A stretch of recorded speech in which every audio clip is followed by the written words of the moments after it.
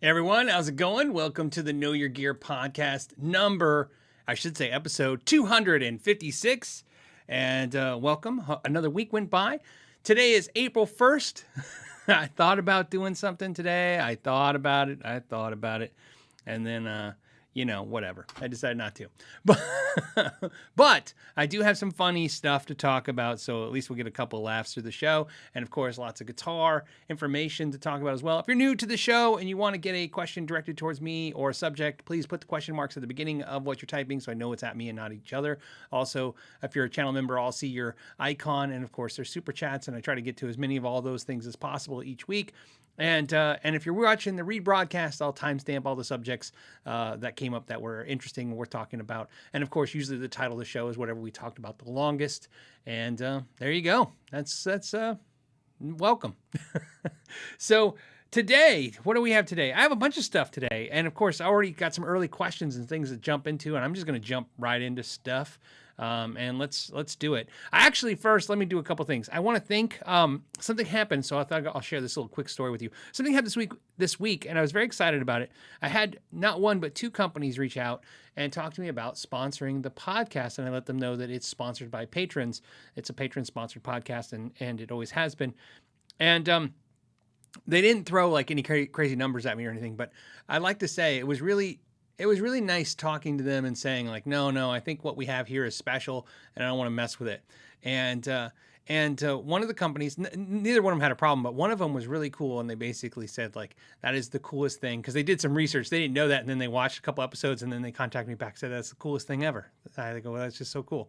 And, the reason I'm sharing that with you is because the way the email came to me the second time, I sometimes maybe I don't get the weight meaning heaviness of how cool it is that you guys sponsor this show through these super chats, through hanging out every Friday, through memberships, through Patreon, through just commenting, through asking questions, keeping this thing that we have going every Friday alive. And I just want to let you know how cool it is because, like I said, I could tell in the weight of their email how impressed they were that something had gotten to this size and not been corporatized. So, and I'm proud of it, and I'm proud of you guys, and I want to thank you. That's really what it is. I just want to really thank everyone that's here and that watches the rebroadcast and makes it happen every week. So it's special to me. So hopefully it's special to you. That being said, we got to thank some of the early risers that come early and put in questions. And the first one, and these aren't in order, but the first one, it's just when I copy them and kind of paste them. The first one was from Luke, who says, everyone talks about tubes. No, that's not what he's asking. It says, everyone talks about tubes as they relate to tone of the amp. But what about the output transformer? How important is that to the tone of the amp? Well, I've had some interesting discussions over the years with amp builders. One of my favorite is probably 65 amps. They're very into the transformers of amps and what they mean. Eddie Van Halen also was very focused on transformers. That's why, like, one of the things I thought was interesting in a conversation that happened in the same year, you know what I mean? That's how I always remember this. It was like in the same period of time. I had two conversations. One was with 65 amps who were saying that basically transformers are very important to an amplifier for all kinds of reasons. Which I'll get to in a second.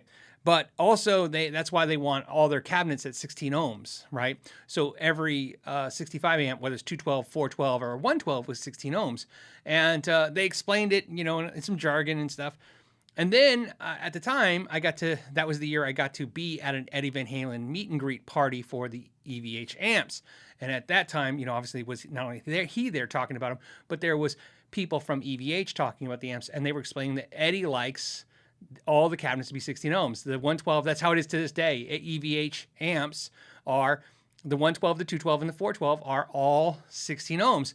And it's something to do with it. It taps like all the resources of the transformer. That's the easiest way to kind of just put it there. It's all the wines of the transformer being used. And what I thought was more interesting was the Eddie Van Halen side was not techie in the way they explained it. It was all about just performance, his ear, what he wants. The 65 guys were really techie when the way explained it. And that was kind of the realization that day that I had when I heard the two stories in such a similar time, that there's two ways to get to the same place, right? You can learn everything about a piece of technology or a product or a guitar and learn it inside out and know it.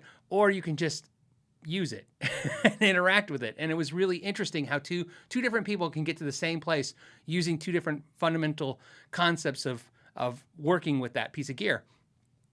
Luke, the interesting thing was, then I did a video series. I did 2 of them. They're on the channel. You got to go way back. And what I did is I thought, well, let's see if you can actually gig with these small watt amplifiers. So if you guys seen that series, this is an old video on the channel, and it's basically I had a friend's band come and they performed, and we tried all the little, at the time, which are still pretty relevant now, all of the little amplifier heads. We did the Marshall 2061, the Mesa Boogie Mark V 25. We did the Fender Super Champ. We did the Marshall Class 5 amp. We did the Black Star. I can't remember if it was the 5 watt amp or the 1 watt amp, but we did the Black Star. We did, what else did we do? Did we do the orange? I don't remember if we did the orange. We did a bunch of these little amps. And this is why the story is important, because what we were trying to figure out was, you know, can you gig with these amps in a band practice situation? You know, right? Everybody was using these small watt amps at that time. It was really a big thing. And the question was, could you use them?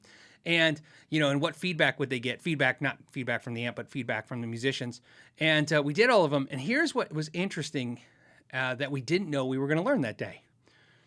The list of amps and how well they performed was very strange. It didn't make any sense. The wattage meant nothing, absolutely nothing.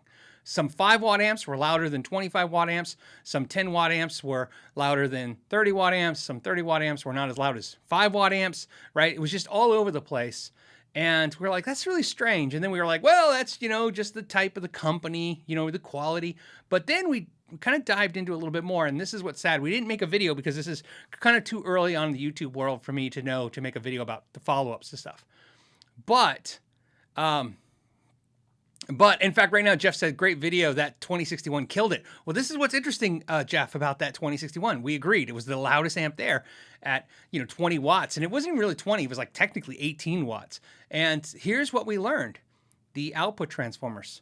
The more expensive they were, the louder the amp was, regardless of the wattage it was saying or the price point.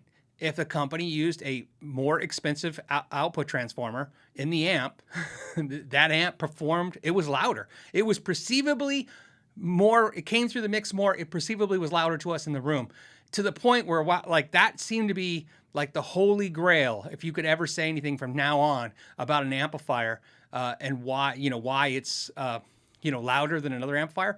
That quality of the transformer seems to be a huge part of that. So more so than probably the quality of the power tubes or the quality of the watts that are assigned to those, not assigned, but you know what I mean, to those power tubes. So that's why, Luke, I wanted to share that with you when you asked this question. I thought it was great because you're asking more about the tone, but I'm going to tell you that this is the actual volume is dictated by that. I would say then, therefore, because of that, maybe tone is implied there, because obviously the more an amp can breathe, the more it can, you know, put out volume effortlessly, the easier it is to get the desired tone. Everybody kind of knows where you get a sweet spot on your amp, and then you need a little bit louder, and it kind of dies out on you a little bit. It doesn't get to hold the tone; it starts falling apart. So that's what we learned from that. And with my current amp collection of amps, I've learned that absolutely to be true, that the wattages mean nothing. I have a 20 watt amp that is currently my loudest amp by far, without even a close second. And the one thing about it is single-handedly, now again, this is kind of anecdotal, but it is the most expensive transformer of all the amps. So, because I do a little research when I see that, I go, it's really loud. And I look it up and I go, yeah, that explains why. That transformer is very expensive. It's a big, expensive hunk of iron. So, there you go. Luke was the next question. Another Luke, not Luke, the first Luke, who was Luke H. This is Luke Randall. And he says, hey, Phil, which would you keep? Okay, the Katana or the Catalyst? Oh, okay, so I did the Catalyst video yesterday from Line 6, and that was a really interesting video because I did the video and then I released it to the patrons, and then I just wasn't feeling it, and I don't think they were either, and I kind of came at it a different way because, again, when I do those kind of videos, I really want to convey something, a message of some sort, right? I want it to resonate with who I think's out there looking at this thing. And what's interesting is there's another question, if you don't mind, Luke. I want to grab Super Lead 100's question too. I want to merge your guys' questions into one question. He says, does the Catalyst have the tight low end similar to a tube amp? I couldn't really tell from the video of your... Okay, so tight, I understand what you're saying. Excuse me. I apologize for not hitting the mute button while I coughed. That's my leftover COVID cough that I have. I call it COVID cough because it just randomly happens about once a day. I just get this cough for no reason since I recovered from COVID in January. But anyways, back to the Catalyst thing. The Catalyst. Let me get to this a really kind of important piece of information on the Catalyst. Like I said in the video, I said, would I sell my Katana to get it? And I said the answer, of course, is yes, because I already sold my Katana. I did. I sold the Katana, I don't know, a month or two ago. I just wasn't feeling it. And as you guys know, as you guys have been following, it started like this. I got the 100 Katana, and I decided I just wanted a smaller one for practice, so I sold that and bought the 50. I had the 50 and I ended up for some reason not liking it over time. Not liking it, not because of the quality, not for any other reason, just not loving the sounds, always feeling like I'm sticking pedals in front of it. And at that point I was like, why don't I just stick pedals in front of my Princeton or something like that? And then I sold it. And then a year or so later, you know, obviously everybody mentions how much they love their Katana and it's kind of out of my mind again. And so I bought another one. And this time around, it was kind of for the channel, you know what I mean, to use for demonstration on videos and stuff. And what ended up happening was, again, the Katana is a great amp. There's nothing about that, about the amplifier that I dislike. We're not talking about dislike. We got to talk about passion, loving things. There's just nothing that sparked this emotional response. However, I can tell you, I do have an emotional response to my Line 6 HX Stomp. I feel like when I use that thing in front of an amp, I feel like it's the best inexpensive, and it's not cheap, by the way, inexpensive processor. It's not $1,000 and $2,000. Sounds great. And I like the Spark, as you guys know, when they sent the Spark out. I like the Spark more than I liked the Katana, but it's not the same animal. It's a desktop amplifier. But the Spark is very bassy, like I said in the video, and there's a couple things I don't like about that amp either. The Catalyst is, to me, more like the Spark and less like the Katana. So if you like the Spark, the Catalyst is going to be more in that vein. If you dislike the Spark and you like the Katana, well, then they're different. But the Catalyst doesn't bring to the table some of the issues I didn't like with Spark, which is it was bassy. It's a small form factor, so of course, you know, it's a little hard to take and jam with some friends. So the Catalyst to me, and this is just my opinion, but it's the same on the video, but a little bit more in depth here because you guys are asking. I'll tell you this, out of all the digital / solid state amps I've played in the last few years, which is a lot of them from Orange to Marshall and stuff, I think for me, and again, I'm not saying this is the best, I'm saying for me would be the best, would be the Tonemaster by Fender. Of all the amps I played, especially on the channel, but even off the channel, the Fender Tonemaster amp was the best amp I played. It just came with a price tag that was tough because, and I said this before, it was $1,000 amp and I have $1,000 tube amps. I mean, it's not like I'm taking something, I mean, I understand it's a little lighter and that's great, but I'm not, the whole point of taking an amp from me somewhere is not worrying about it as much. I mean, I'd be upset if anything got stolen, but you know, if somebody walks off with a $1,500 amp, that's devastating. Somebody walks off with a $300 amp, that just really, really sucks, right? Okay, so that's what it came to me. So the Catalyst to me was the right fit because the Catalyst is the closest thing I've played to the Tonemaster, although I still wouldn't say it's as good as the Tonemaster in the ways that I like the Tonemaster. And of course, the Tonemaster is lighter, which is nice, but it was $400 versus $1,000. So that's why I like the Catalyst. So that's why I preferred it over. And then to Super Lead 100's question, which is, does it have the tight low end of a tube amp? I don't think, I'm going to put the Catalyst up there with my Kemper and the Helix Stomp where I say, you can't tell a difference if I record with it, but you can tell a difference when you're playing through it. The Catalyst does not feel like a tube amp to me. It doesn't respond like a tube amp to me. The reason why I did the comparison, that's why that wasn't originally in the original video. That's why I was in a different shirt and it had a different guitar and it was edited in. I edited that in because of the patrons when I made a comment in the video about the boutique channel in that amp was kind of to be like a 2-Rock or a Tone King amp. And then one of my patrons sent me a message and saying, yeah, but you know, how close does it sound to those things? And I go, well, considering I have one, let's get out the 2-Rock and compare it. I will tell you, they didn't feel at all. I would tell, like, if I plugged into this is honest to God, in that room that day, if I would have plugged into, well, I did. If you would have plugged me blindfolded into the Catalyst and the 2-Rock, I would get 2-Rock every time out of the two of them, like me playing, right? If you plugged in and you played to me, I couldn't tell a difference in the room. I couldn't hear a difference. And if anything, the Catalyst kept winning in the clarity of it. But so again, this is back to the thing that we have to get back to, and I've told you guys this is why I use a Kemper as well. I don't think a Kemper, and I always like sets off the firestorm of internet people. I don't think the Kemper feels like a tube amp to me. When I plug into it, it doesn't feel like any of my tube amps. But when somebody else hears it, I think it sounds exactly like it. And that's why I like that my philosophy, or I guess it's my philosophy, where I said gear is not for the audience, it's for you. It's for the creator, right? It's like the chef analogy I use all the time, right? Chefs use tools for them to cook with. You can't taste what tools they use when they're cooking. The audience can't hear what gear you're using. They just hear that it's good or bad. It's you to figure out what sounds good or bad to the audience, you know what I mean, to send to them. And so when you argue, like, I can use a Katana, I can use a Catalyst, I can use a Kemper, an Axe FX, I'll just go on and on. And the audience can tell I absolutely agree with you, 100%. And if it's lighter and easier and cheaper, and that makes it easier for you to do the gig or just do whatever you're doing, I think you should choose to do those things because those tools make the sense of the time. However, when it's your moment with you and you're trying to inspire yourself, sometimes, it does mean a difference. For instance, on my Kemper, I play my small box 50 Freeman sound, and I love it, and it sounds great. And then I plug into the real one, and I go, yeah, this is a really nice moment between me and the amp. Like, I really feel it. But would I drag that amp to a gig? No, I'd take the powered Katana. I know I would, because that amp's heavy and big and unruly. So, but yeah, and of course, and I said this at the end of the video too, and I'll say this again, and I've said this before on the podcast, which is great about having 256 podcasts, because, you don't have to worry about, like, oh, you're just saying that because this. Like, you can go through and research where I said other things. They're timestamped. Go find it. I've said this before. When it comes to technology amplifiers, the newest technology will always be the best. And I don't want to be guaranteed the best, but I'm saying it will most likely be the best, because that's what they keep doing, is improving the technology, improving things. They have the hindsight of it.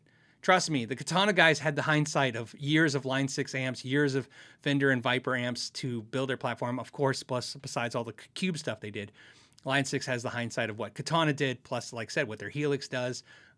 That's just how that works. So, but the answer is I like the Catalyst. In fact, I was going to send a message to Line 6 Yamaha today, letting him know that not only do I really like it,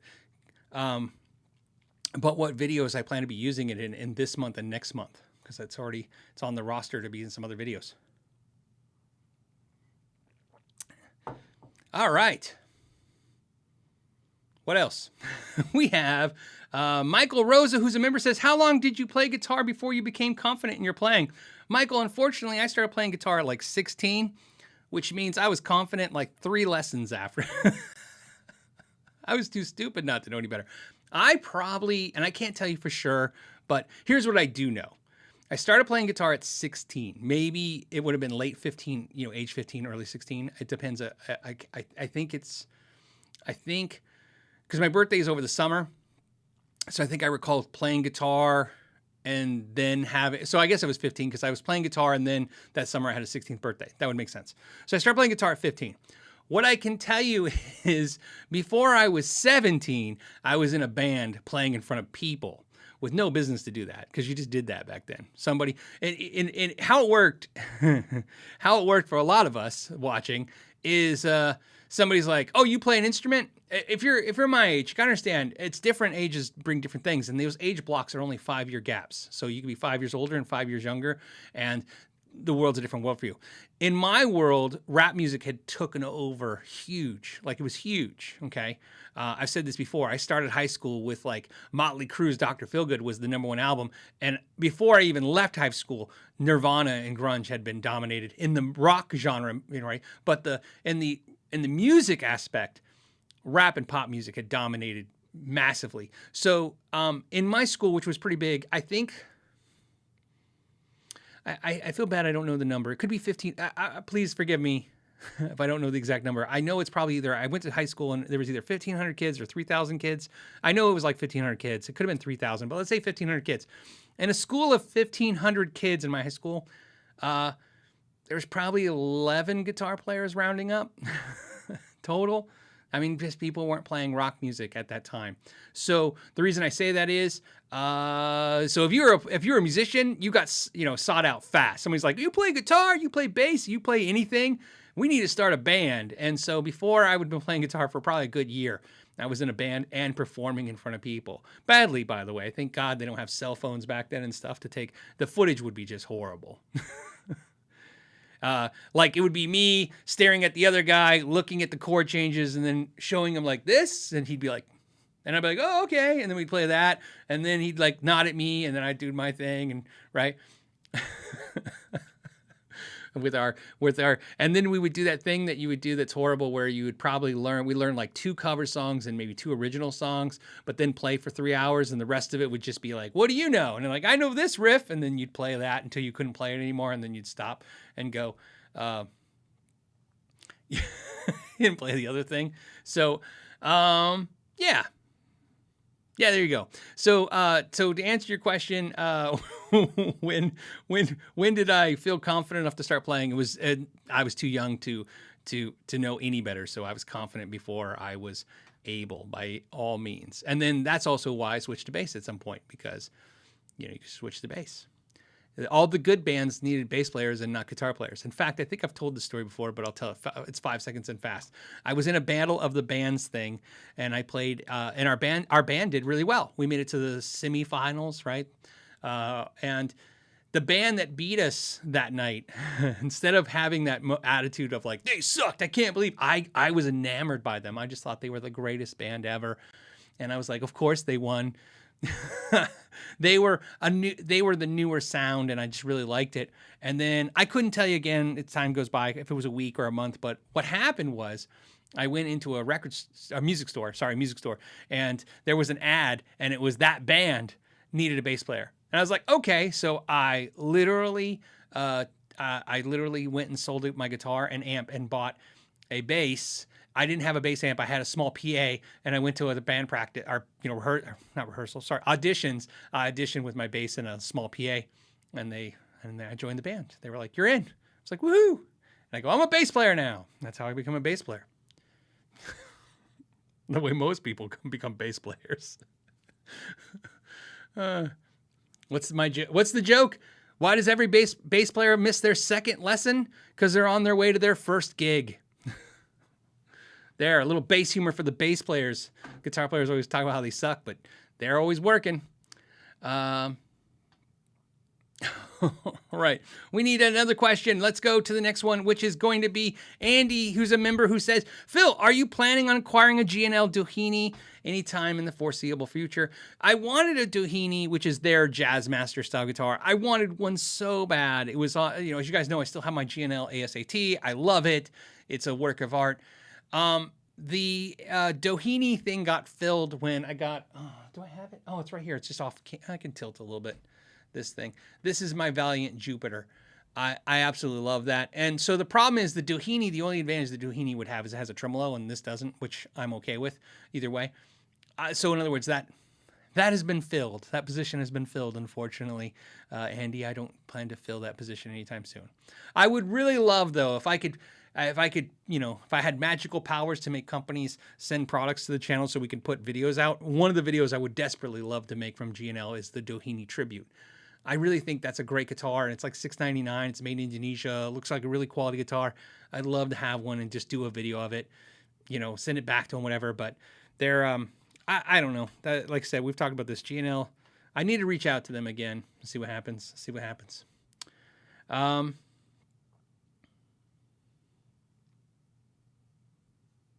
on. This one was from Tractor Monkey. I think the whole name is Tractor Monkey with GL. Tractor Monkey says, I hear Les Paul 60s necks are thinner than 50s. Does the 60s neck feel like a Fender neck? No. The 60s neck is not only thinner than the 50s neck, but the bigger difference between them is not the thickness, it's the shape. The 50s neck is more of a C shape to me. To me, a 50s Gibson neck, which is there's so many variations of, is insane. But a 50s, for the most part, a 50s Gibson neck will feel like a Fender chunky 50 style Strat neck in that it's C-shaped and a little chunky.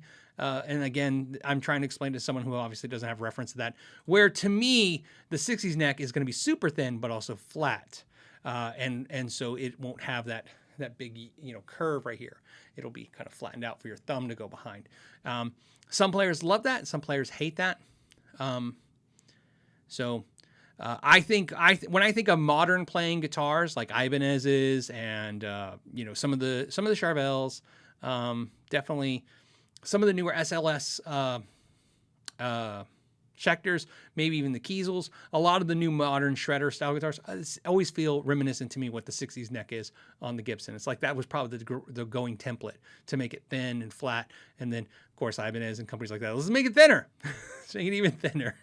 So there you go.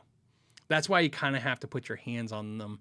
Like I said, even in my videos where I'm giving you the carves and the thicknesses and stuff, it's just at that point, it's just an educated guess.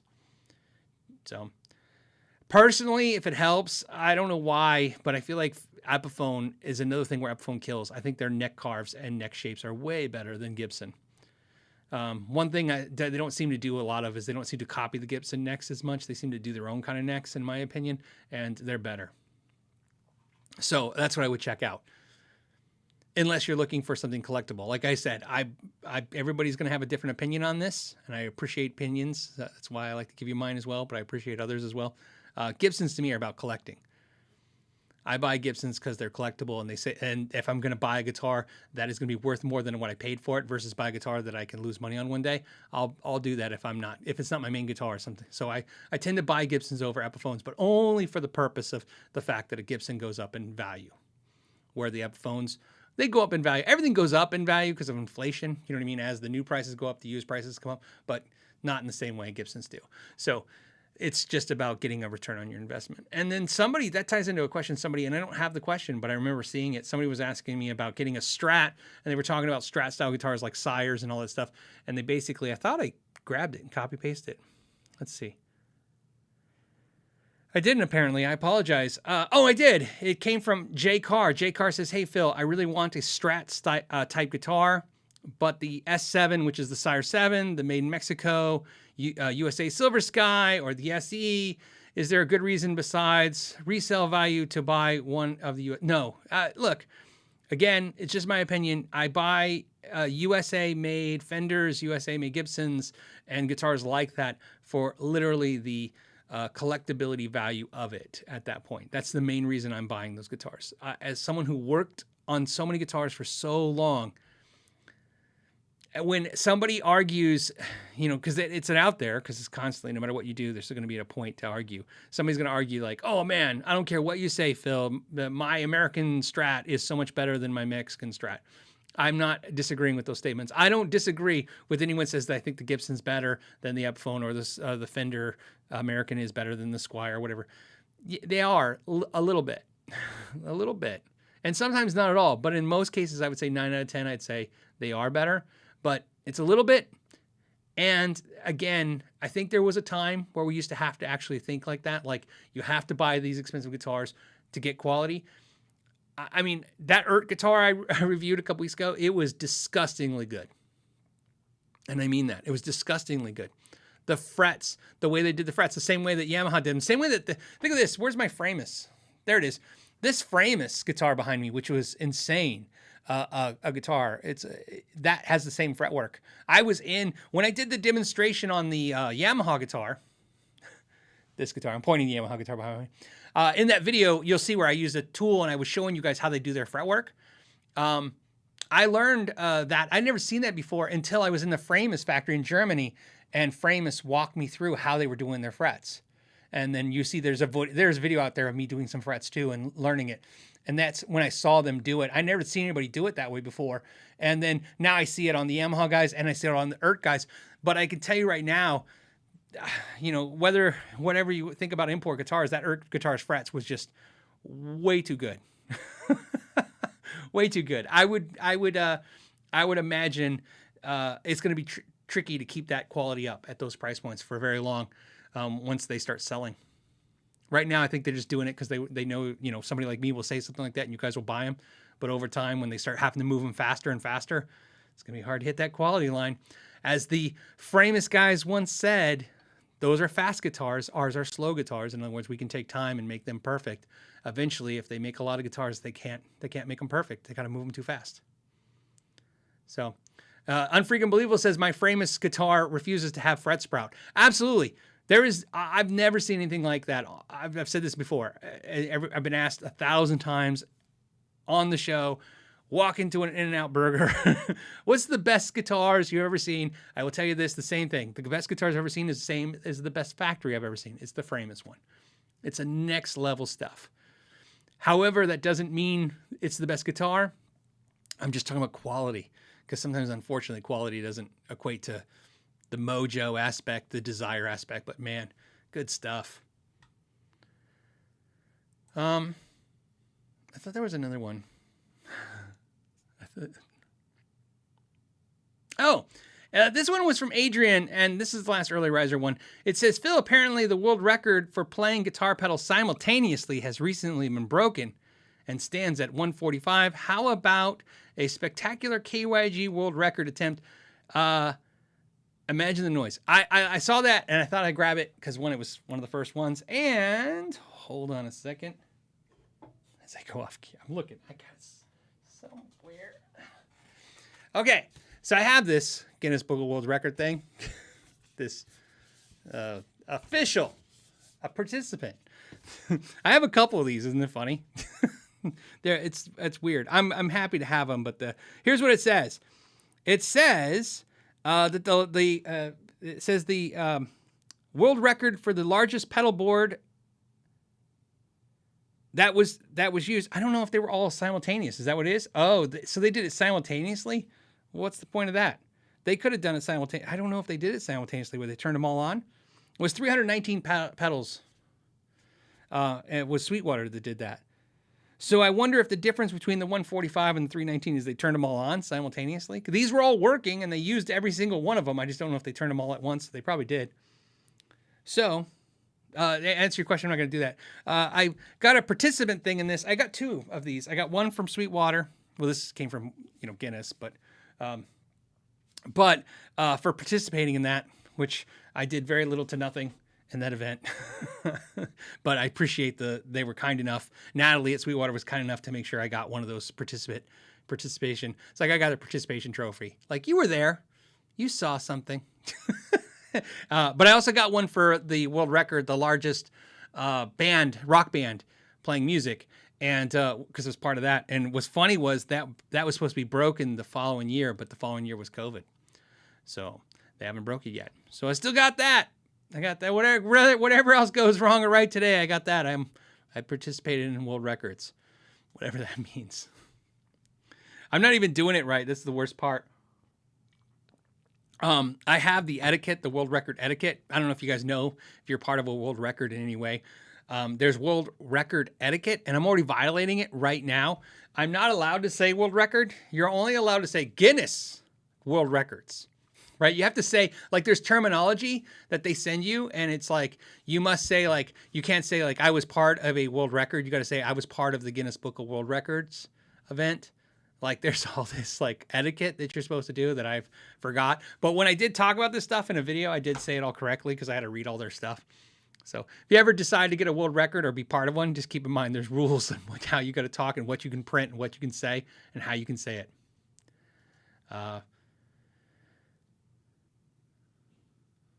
Okay. Just enjoying the comments. Okay, let's grab a comment towards me. Not towards me, but, I guess at me.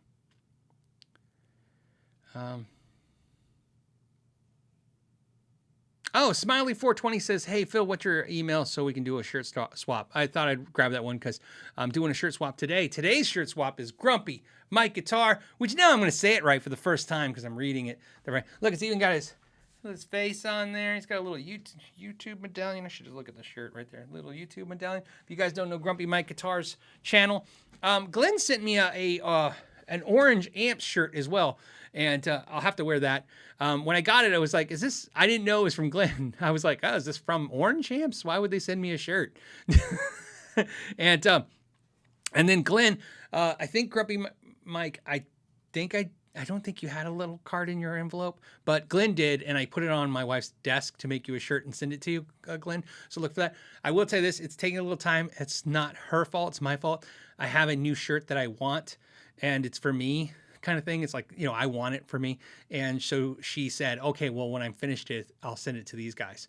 So you guys, same with Grumpy Mike, you'll get the shirt that I want that I asked her to make for me. She's going to make you one of those. I don't know if it's cool, but I want one. I do that to my wife all the time. I go, hey, here's a shirt I want. And I just go, and she makes it, which is nice. And then I never let her sell it or whatever. It's dumb. I should do that. It's a marketing 101, but I never do it. Okay.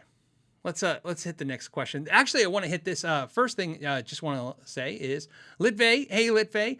Litvey says, it's been a long time, and I'm finally in the time zone. I can drop in. Thanks, Litvey. Thank you so much, man, for that super huge super chat and for being back, man. I'm glad you're back. Vim69 says, if I'm only going to get one acoustic. Okay. Just one acoustic in this ashtray. And this remote control. Anyways, it says, what are your thoughts on the new PRS SE versus other inexpensive models? They are a different animal. I really, really love the PRS SE, like the Angelus and stuff. I like those guitars. I always have. That being said, when I did that interview with them this week, if you read the comments, some people are like, I love it. Some people are like, I hate them. They're the most horrible sounding acoustics ever. Like Breedlove, to me, they have a mid-range, they have a clarity that I absolutely love. There's something about the PRS acoustic that I love. But I also have a Martin that I absolutely love, and I have a Taylor that I absolutely love. There's things just like, I don't have, you know, obviously I don't collect acoustics, not anywhere in the range of electrics, because the kind of acoustics to me, it's about, I want this sound. Like the Martin to me is just an amazing sound, right? It's just, it's full. It's warm. It's buttery. I'm just going to keep going. It's chocolatey. It's just amazing. It's a strum a chord, and it's every amazing song you've ever heard. It's just there. And the Taylor to me is modern. It's the modern acoustic sound. There's some things I like about it. The clarity to it. The way that it chimes. The little ringingness to it that I like. The PRS is a different animal. It's like mid-range, and there's something about it. When I strum chords on the PRS, it's just, it just sounds so good. And I just enjoy them so much for those reasons. Those would be the ones I like the most. I used to have Breedloves. If you guys remember on the channel way back, I used to love my Breedloves, but the Breedloves went away for the PRS Angelus, which is what I ended up doing. So Vince, to answer your question, if you don't have one inexpensive one, I would tell most people, if you can only have one acoustic and you want an expensive, I would definitely, acoustics are not like electrics, especially inexpensive ones where you can go try them in store sale. You know what I mean? You walk in a good store, even a Guitar Center, you can walk in, play a Yamaha, play some of the laminate Martins and stuff, you know, play some of those. I think you'll really, really like them. I kind of feel like you should really play the PRS guitar, not only to see if you like it, but also I think most players will kind of decide this too. It's something unique. So, you know what I mean? It's just something different. Like I said, I really like it.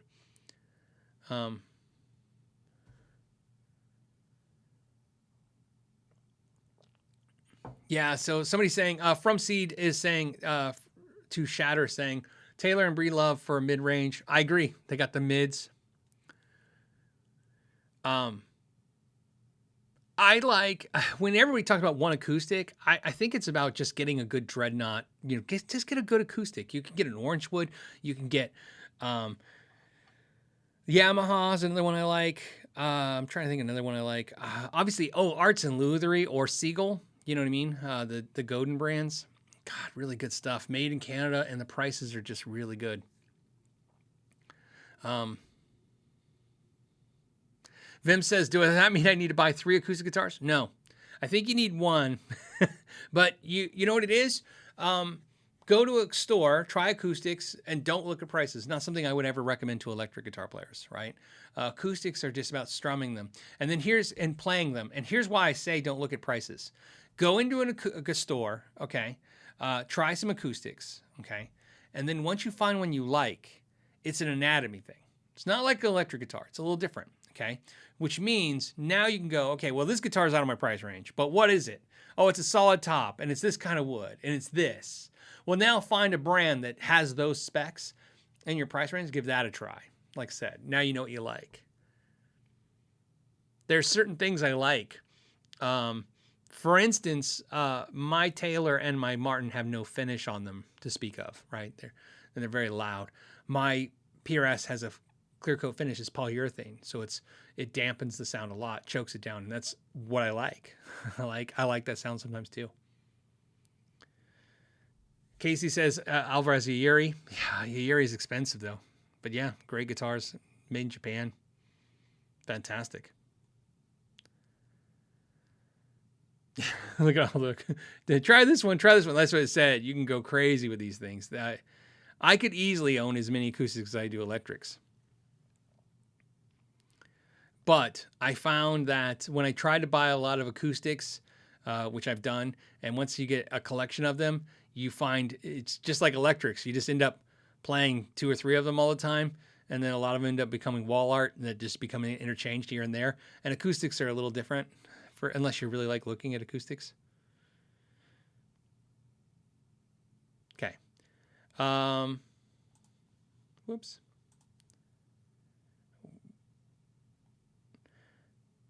Turf Shifter, I like that. Says, hey, Phil, I just got a RevStar Standard Black with P90. Sounds and looks amazing. Tone pot is far looser than volume. Was this a case with yours? No, they were about the same, but it's possible that they're using like a zero friction potentiometer in your tone pot. I didn't get the P90 one. I got the humbucker one. I can't imagine it's different. Well, this is easy. This is what I don't know. Do you have a push-pull in your P90 guitar? If you have the push-pull pot like I have, I would imagine that's why it feels looser to you, because push-pull pots, I did a video somewhere out there is about when I talk about push-pull pots and the quality. No one buys the quality push-pull pots. Nobody. I buy them. I'm putting one in a guitar right now as we speak, and it's double the price of what the ones everybody else buys, and so no manufacturer's going to buy them. Even guitars that are $3,000-$4,000 don't have them at all. The ones that I like.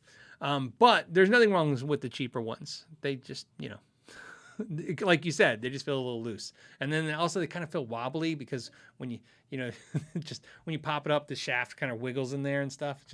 So I would say nothing sounds weird to me. Only weird to me if you don't have the push pull. Then that could be like they use a zero friction or something, but I bet you it's the push pull and that's what's causing it. Casey says, my dream guitar is a Gibson Les Paul Jr., but I'm curious if it's $1,000 better quality than a Billy Joel Armstrong Jr. Epiphone. I had Gibson's special tribute and it wasn't as good. Well, again, this is tough because, I could say the model is better and then you could get one specifically that's not as good. So it's hard to specifically say you're going to get lucky, especially Gibson where it's like, fleets of fancy of like, will it be good or will it be bad? I feel like every time I buy a Gibson, you might as well be at the casino. Gibsons should be sold in casinos. That should be the new rules. You go to casino and you're like, okay, I'm going to put all my money on. I hope it works and sounds good. There's no paint chips. Woohoo! I did it. And then when you get a good Gibson, run, get out of there before you lose it. That's exactly how I feel about Gibsons and buying them. And so, I hate to say this, forever, ever and ever and ever and ever, so pre-2019, up until 2019, I would always tell people you could always rely on the quality of Fender as a whole, but I felt like Fender is now just as dodgy as Gibson when it comes to they're the two worst. They're the worst. And you could say it's the pandemic and it's the faster guitar processing, is all this stuff. You could say all this stuff. It could be. Again, there's 1,000 reasons why it could be happening that way, but these are from my personal purchased experiences of these guitars. It's just been not so awesome, which is probably why both those companies wouldn't touch this channel with a 10-foot pole, because of those kind of comments that I make. They just hate it, I'm sure. But I love both those companies for their guitars, and I want them to do well, and I'm still going to buy their stuff. I just hate the feeling of like I said, I'm at the casino. Hope this works. I'm buying a Strat online. Hope to God it doesn't cut my hand when I get the frets or have some weird thing wrong with it. So to answer your question, is it $1,000 better in quality? I'm going to do this if you don't mind. again, not specifically individual models, just as a series, I'm going to stick with my original answer, which is you buy a Gibson for $1,000 more because it will continue to grow and hold value. And if that's something that matters to you, then it matters to you. Again, this isn't about getting rich off guitars. It's about the fact that you can buy a guitar, play it for years, and then at the worst case scenario, walk away free. It's like you get to play the guitar free for a couple years. It's a very nice feeling. It's a collector's piece. That's how I look at that. So I will tell you this, Casey, and this is for any brand, has nothing to do with Epiphone Gibson. If you have some internal strong desire to own the real thing, whatever the hell that means to all of us that we all say it, then I would caution you to finally just do that purchase, because every purchase will just be this long, drawn out cash loss till you get to the end, which is buy what you want. And then I would tell people, just save up, buy what you want, try to find a deal on it, try to find a good one, make a purchase once, call it a day. So I don't know. That's a couple of pieces of information. And then I'm sure everybody else has some couple of thoughts too. Keep in mind, these are a lot of guitar players hanging out here with a lot of different ideas on what to do. Mr. Thomas says, how's the quality on PRS imports? I've had great luck with them, obviously not just on the channel, but personally, consistently for a long time.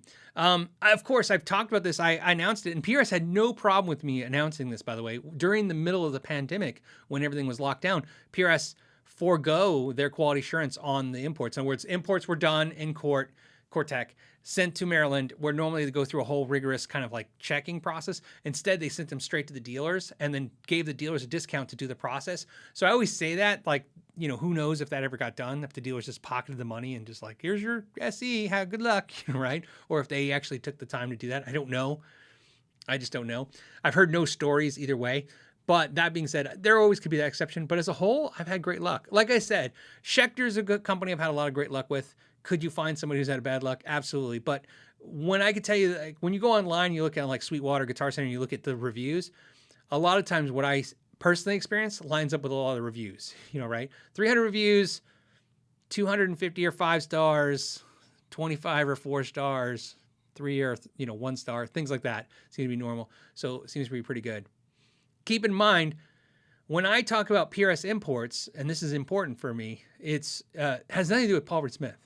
Has nothing to do with that company or those guitars. PRS imports are made by Cort Tech. Before that, they were made in Korea by World Manufacturing. Both those factories make crap tons of guitars and make great guitars. So I trust those two factories. Why PRS goes there? They go to brand name, quality factories. Those are quality factories who are, by definition, charging a lot more. They could go anywhere else and get cheaper guitars made. The cheaper meaning they can get their price down. But they're banking on the experience of those factories to put out good stuff. I have a PRS SE Custom 24 semi-hollow, and it is freaking fantastic. In fact, I just had a horrible experience with it, which is horrible. I mean, I did it. I changed out the pickup frames to ivory ones. I didn't like the cream ones. And while I go, oh, well, I'm doing that, I might as well get rid of these pickups and put some good pickups in it. And I put some expensive pickups in it that I had laying around. I was like, all right. And I hate it. So I got to take it apart. I haven't done it yet. I don't have time. I got to take it apart and put the original pickups back in. I have to say, the original pickups are just fantastic. I was shocked how much I like them. I really shocked when I took them out and put the more expensive pickups in to see it like thinned out and just did not have the sound anymore. So good. Save me some money. Grumpy Mike Guitar. I've heard of that channel somewhere. Hey. Have you heard any news from your guy at Valiant? So he's talking about Igor in Ukraine. I have. I was talking to him back and forth today. Okay, back and forth. I'm going to share with you. Thank you, Mike, for bringing this up. Let me do this. I'll share some stuff with you guys. I'm going to be very careful what I share because some of the stuff it's not time to be out yet. Let me share this with you. This is their website. So if you go to Valiant Guitars, first of all, if you guys don't know who we're talking about, Valiant Guitars are a guitar company in Ukraine. They sent a guitar to Dovidas. They made him a custom guitar. they sent me that beautiful Jupiter guitar. They sent one to Aggifish. I think Hennings got one, but I don't think he ever did the video because they got, obviously attacked by Russia before he could get it out. And there might be some other channels out there that got a guitar sent to them. And fantastic quality guitars. I love mine. I really do. Okay. And in fact, there's so many layers to this story. That's why I said I got to be not cryptic. I just want to be restricted in what I talk about when I talk about this today with this company, because there's things that are important to talk about. So first thing I want to tell you is if you go to their website, they are back in their shop. Okay. There was scary times where he had to go get his wife. His wife and him are separated. It took 3 days to go 300 miles to get his wife because of curfews and roadblocks and stuff. They've been dealing with all kinds of stuff, as you can imagine, and but he is safe, okay?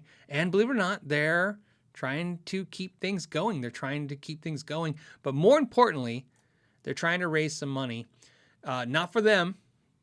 You're right here. They're basically proceeds from the raffle will be donated from the money to medicines, fuel, and equipment for the needs of the Ukrainian army and humanitarian aid. What this is, if you go to his website, I'm just telling you this. And again, this is important for me to explain. I really like Igor. We've spent many hours on Zoom calls. We've become friends, and we were working on a project up until this event happened, a big project that he's actually still trying to execute on and do, which I think is going to happen, which is crazy, because they are making guitars. They're just, like I said, they're dealing with a lot of stuff, as you can imagine. But here's the important part. They're doing this thing where you can decide on your own if you want to do this, but you can pay these are for tickets. They're basically saying, hey, give us $100. We'll donate 100% of it to the Ukrainian efforts, and you get a gift. I don't know what the gift is, but also you get entered in to win whatever guitars you pick, and he has those guitars there. So I'm just letting you know, if you go to Valiant Guitars, you can decide on this. Again, this is important that I want you to understand. I have something that I will be announcing tomorrow to the patrons. You guys may see it on Sunday or Monday when it comes to Valiant Guitars, including we were working on a limited edition run of something very cool and something very unique. And he's actually still trying to do it. The difference now is what I would make on it will be 100% donated to these charities. So again, I know I'm kind of being a cryptic because I don't want to talk about too much and then it not happen. And I don't want to jinx it. Okay. But fantastic instruments. Fantastic. So, it's a funny story happened with Valiant Guitars. I had a viewer get one. One of you guys, obviously a lot of you guys bought one, but one of them bought one. And long story short, I ended up working on it. And it just so happened to work out that one of my friends that had popped over saw it and he was trying to buy it off because he wanted it so bad. And I had never seen any reaction like that. That's how much he liked it. So,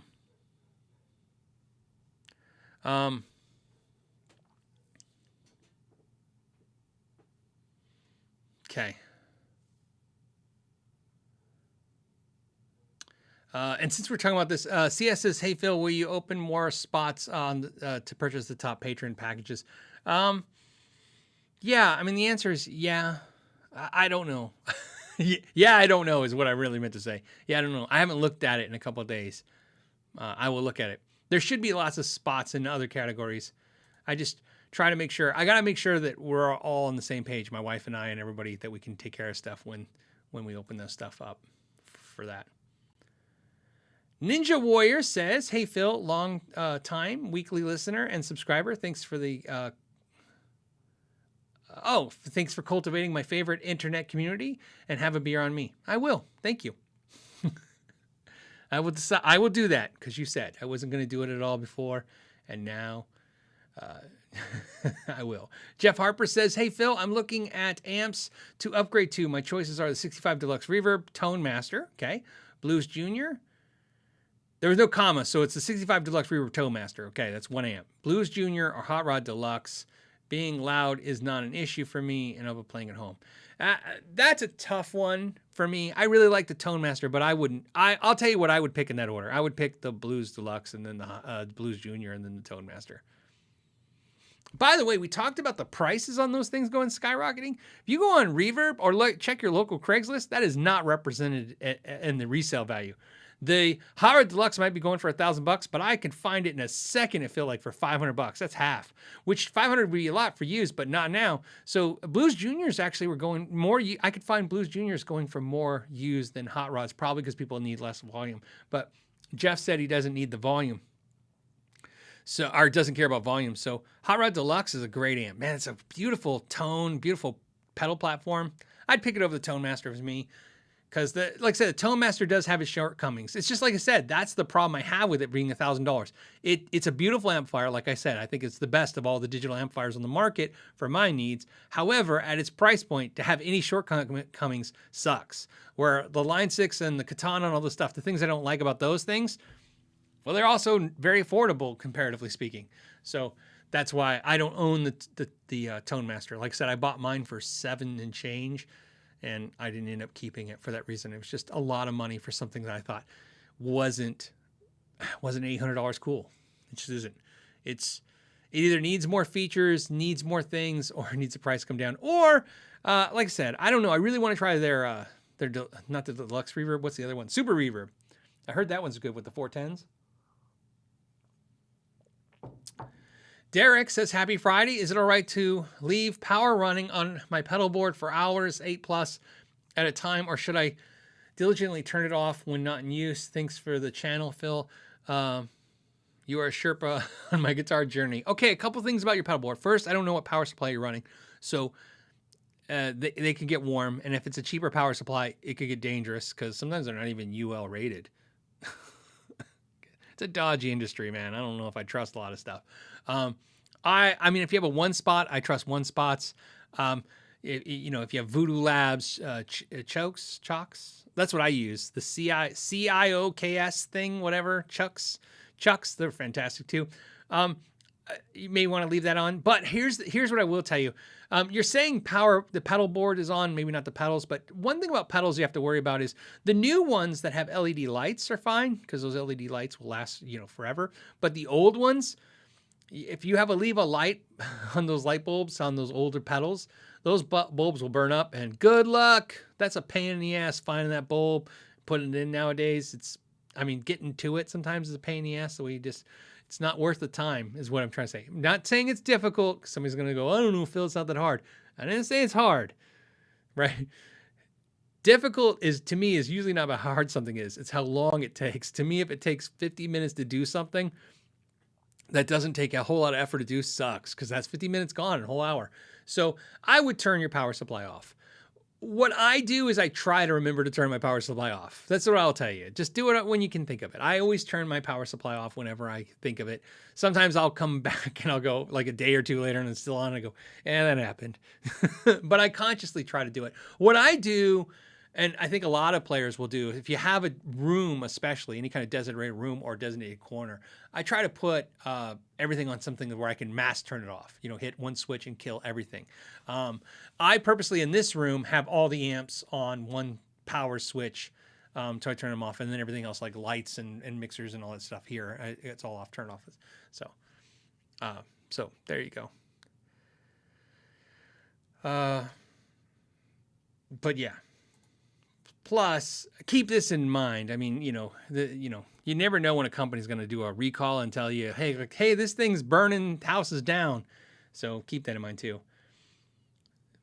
If you could only have, this is from Rich, if you could only have one to rule them all, if you could only be Jet Li, the one, would you go with a combo or head and cab, and why? Well, that answer is going to be broken down into two parts. One, because it'd be like, well, let's just go something easy. If I could only keep one amp that I currently have, it would be a combo. Probably be the Princeton or the 65 Deluxe Reverb. Why? Because I can use them for almost everything I need to, and I feel pretty confident with the pedal. I'm happy. So that's why I would do that. And so that's a combo. In general speaking, if I could only have one amplifier, would it be a combo or a head and cabinet? Probably a combo, but only because of the fact that, to me, head and cabinets, one, like I said, heads are easy because you can have a bunch of heads and just a couple cabinets, and the footprint isn't as big. The other thing that's nice is a lot of times, a friend of mine was just asking me this question, funny question, just a week ago. He was like, why are some cabinets open back and some closed? And I said, well, generally speaking, cabinets that go to heads are usually closed back because you can't close back a combo amplifier. And a lot of companies, when they make the same version as a head and combo, they'll make the combo open back because it has to be for the tubes to get the heat out. And then the head will have a closed back cabinet. The theory being, one, some of it's sound, of course, but a lot of it is like consumer logic, right? Like, hey, if somebody doesn't like the open back, they'll buy the head and cabinet. You have two choices now instead of two redundant things. But that being said, I don't have anything that draws me particularly to a closed back cabinet. And that's where I would say that's where that question lies for me is, do I need an open back or a closed back cabinet? If I really felt I need a closed back cabinet and only closed back cabinet, I would say I need a head and cabinet. I'm okay with open back cabinets. I like the way they sound. I have both. There's things that are good about each one. It's not that I found that that's not necessarily something that's like, I can only do this if it's this. So I would just say I would get a combo. If I could only have one amp, it would probably be a combo. Derek says, happy Friday. Is it all right? Oh, he already did his. I read those two out of order, which is weird. I have no idea. X Blitz Zerfs. It's got a yin-yang sign. It says, related to the Catalyst Katana Spark, etc., would I see an improvement in quality tone coming from an old Mustang too? Well, keep in mind, it's always, everybody's going to have opinions about these modeling amps. And the reason why the opinions vary so much on the internet and on the forums and in person is based on a couple things. And I'm just throwing a number, 3. I'm going to try to say 3. Let's see if I can come up with 3. 3 reasons why the opinions on modeling amplifiers vary so much. 1, some players focus on function, what the amp does. So you might like knob interface-based things versus a screen thing. You may not like the screen, or you might like the screen, right? You might like plugging in a computer, and you might hate that. So again, whether the amp has those features or not, it's what your desire is, right? So one player might say this amp is a better amp just based on the functions. They like the functions, and then they deal with the rest secondly, right? I like that because that actually relates to guitars too. Some guitar players, the neck is everything. To me, the neck is everything. So if I have a neck and it's very comfortable and the guitar's tone isn't where I want, I will fight to get the tone right on the guitar more than I would ever play a neck that I hate with a guitar that I think sounded great, okay? But there's another player who's the opposite. They'll play a neck they don't like because it has the tone they want. It depends on where your drive force is. So back to the amp thing. So you got one argument is going to be players are going to argue for the features. The second thing is the sounds, but the sounds are divided up. So in other words, somebody could say like, for me, I don't think a lot of modeling amps have great clean or low blues rock tones. And so, just to be very clear, I'm not a blues rock player. I play everything from punk rock to metal to whatever. I play everything, right? It's all over the place. It's in whatever my mood is. My point is, it's not that I need an amp that sounds good for blues and, light overdrive and clean. It's that I find that's where I have trouble finding amps that inspire me and sound very good. So some amps might be better at that than others. I think the Fender amps do that really well. I've always thought that. I think Fender modeling amps, the Mustang series and the Champions, which is not modeling, but that kind of stuff, I think it does great clean and light rock sounds.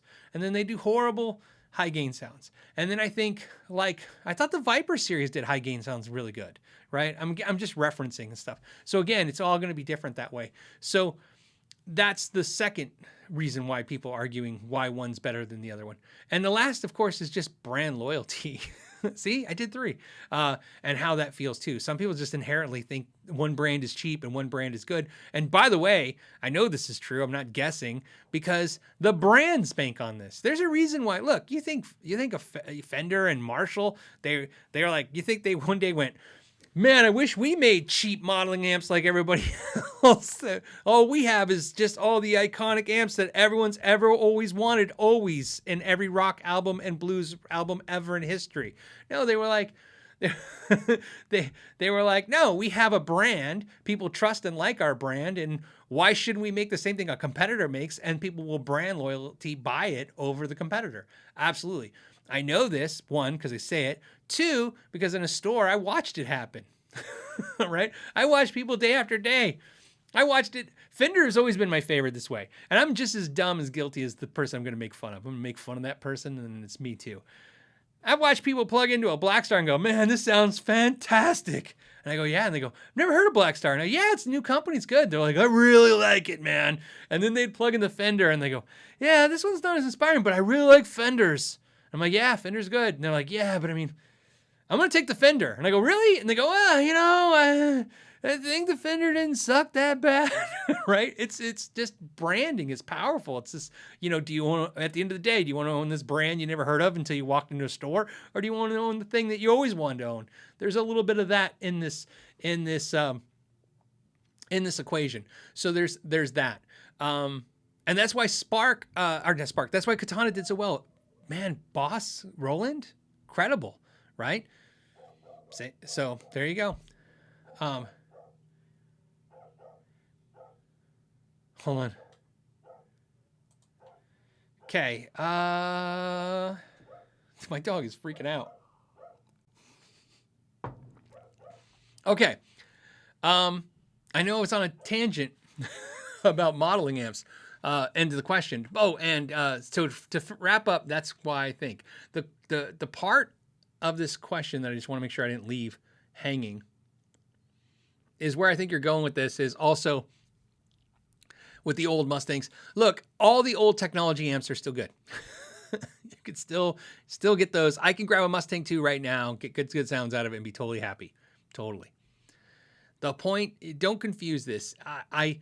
You have a YouTube channel, I have a YouTube channel, and it's about presenting the fact that, look, there's a new product.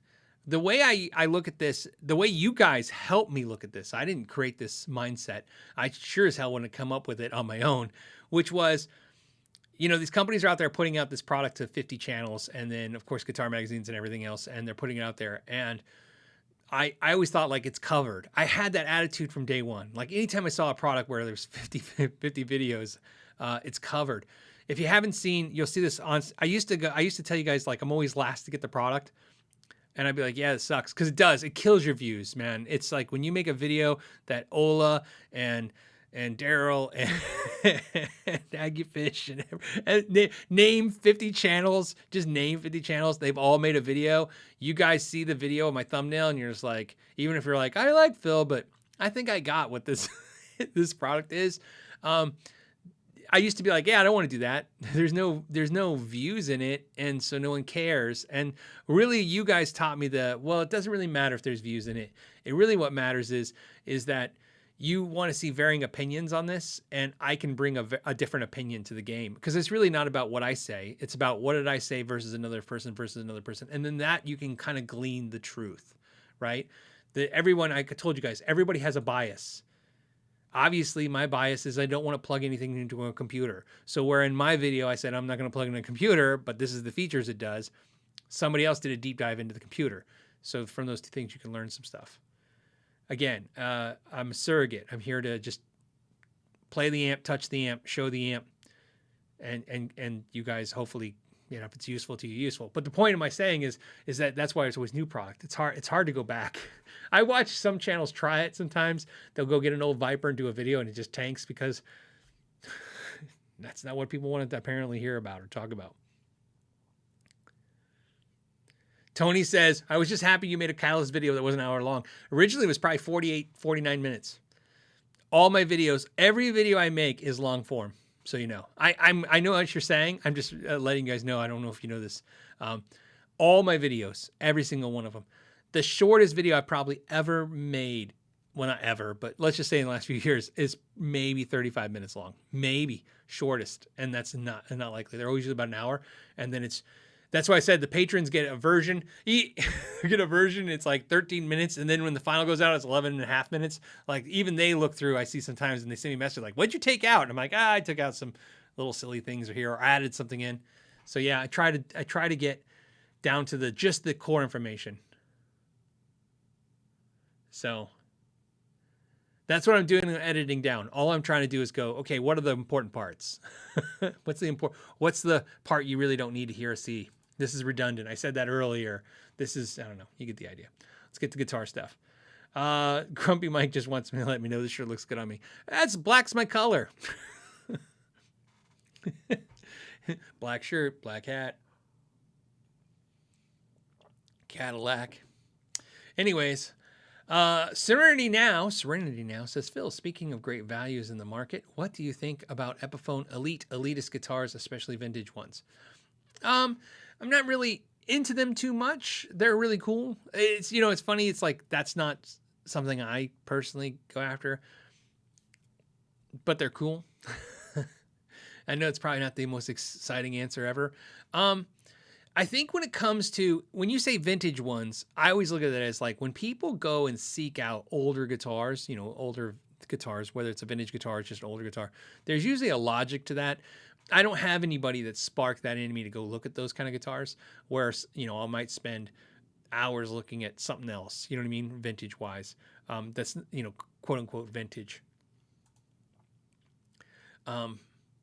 Like I'll spend hours looking at BC Rich guitars for some reason. I don't own any. I had one for a moment. Not really a guitar I would actually probably buy, but boy, do I look at them for some damn reason. Like I just look at them because I think like, oh, I remember when, because to me it's not even high school memories. It's junior high. I remember like the guitar players that played BC Riches when I was in junior high were just so cool. And I was like, oh, I need to, I need a Warlock. Okay. Jeff says, Phil, is it okay to use blue Loctite non-permanent on nuts and tuners, pots, etc.? Sure. I don't see why not. I mean, you could also use Teflon tape. That might work too as well. Both would do well. I see what you're trying to do. And yeah, it would work. Obviously, anything you can reverse is not going to be too detrimental. Benjamin, what's up, buddy? Benjamin says, Phil, what up? He says, have Cauliflower from Thirsty Lion on me. Excited about Billy Strings playing at the Grammys. That's awesome.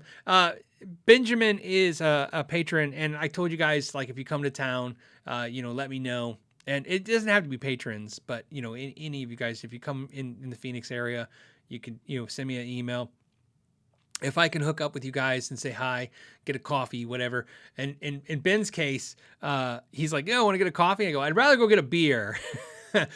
Ben is by the way, Ben, thank you for your service. He's prior service and an amazing person. And my wife Ben's wife obviously got ill, or not obviously, but she was unfortunately ill and she couldn't be there. But my wife came, which is usually a rare sighting to have her go out. But we had a great time that night. We went to Thirsty Lion and we had bar food and beers.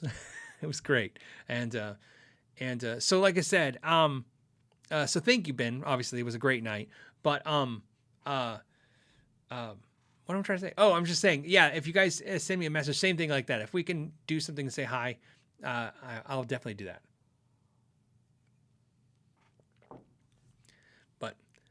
And I'm excited about Billy Strings playing at the Grammys as well, buddy. Drew says, hey, my first KYG Friday live stream as a patron. I just became one. Thank you. I appreciate that. Feels good to support the amazing community. I appreciate that. Yeah, thank you so much for doing that, Drew, and for being part of the Friday show. Johnny says, that time of the year to adjust the necks of my guitars. Come on, summer. We don't have that here in Arizona. It's like, this is the weather we get, and it's just slightly going to get warmer as we go. But yeah, I understand. Time to adjust. GS did a super chat and a beer emoji.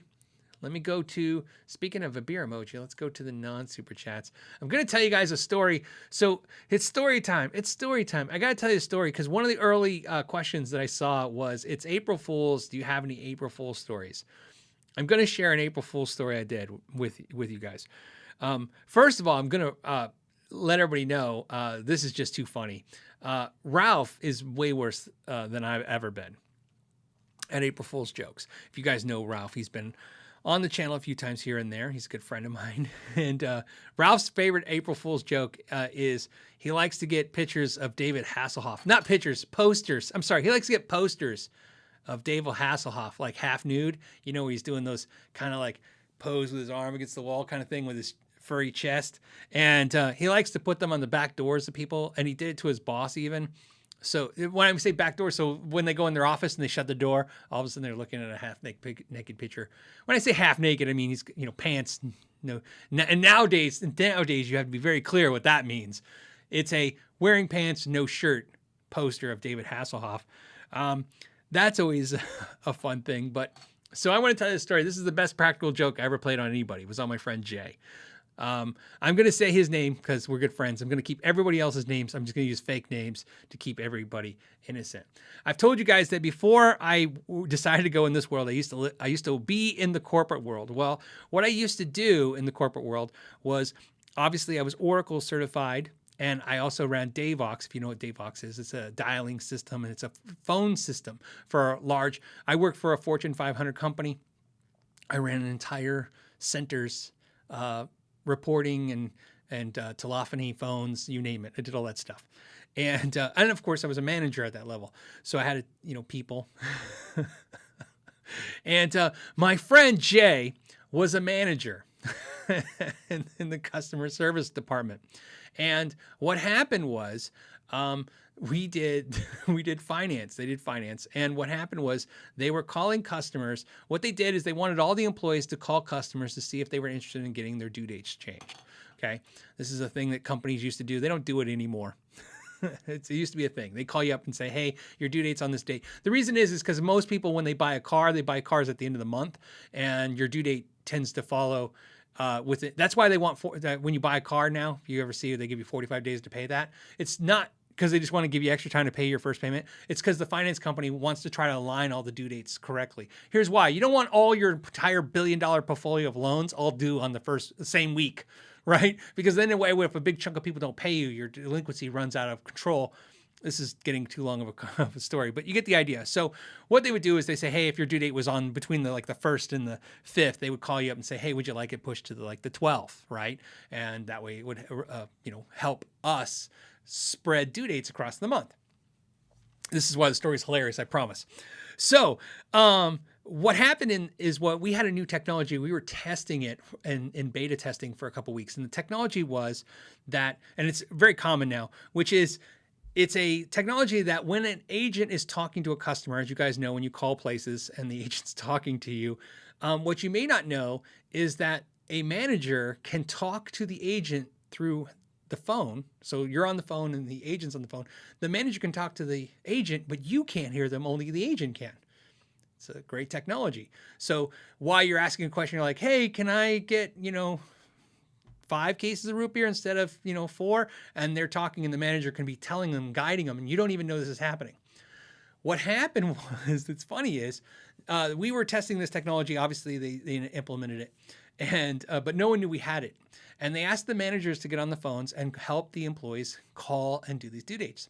So what I thought would be funny as a practical joke was my buddy Jay is out calling someone, and this woman answers. Now, remember, he's calling a woman. He doesn't know, 1, that I'm listening, and 2, he doesn't know that I can talk to him and no one can hear me but him. So she answers the phone and she's like, hello. And he's like, hey, is Dave Smith there? And she's like, hold on, let me get him. And when she left, I go, this is Dave. And he goes, hi, Dave. I'm calling about your Mercury Sabre, and I just want to see if you were interested in getting your due dates changed. And before I could say anything, his mom gets on the phone and she goes, he's not here. And then I said immediately, oh, Mom, it's okay. I know I said tell everybody I'm not here, but he's pretty cool. I'm going to keep talking to him. So Jay then just starts going into the, anyways, your Mercury Sabre, if you could change the due date to the 9th, that would be great. And she's like, he's not here. And he's like, ma'am, I'm talking to him. And I said, Mom, it's okay. I know I said to tell everybody I'm not here, but I swear he's a cool dude. I just want to keep talking about this due date change. It sounds really interesting. And he's like, so he goes back into, okay, so if the 9th works for you, I can change it. She's like, he's not here. He's like, ma'am, I'm talking to him right now. So, then I start laughing, and then she gets mad and hangs up, and he stands up, and he still doesn't remember, like, the technology doesn't exist. This is why it was a beautiful prank. It's because, think about this, he has no idea that there's even this technology even exists, and yet it's being used just to humor me. So he stood up. We were really far away from each other, but he could see me on my headset laughing. And he's like looking at me, and he still hasn't put it together. And finally, he's just like, you son of a... And he came over and he's like, what was that? And I go, yeah, we're going to be able next week to start talking to the employees and the customers not hear us. That was my practical joke. I laughed this day. 1, because he's never forgot it. And 2, he's always a little nervous now when he's talking to somebody. Oh, it was funny. Anyways, that's my practical joke I played that I thought I'd share with you guys. I don't know if it's funny, but damn, do I love telling that story because I just laughed so hard that day. Mom, it's okay.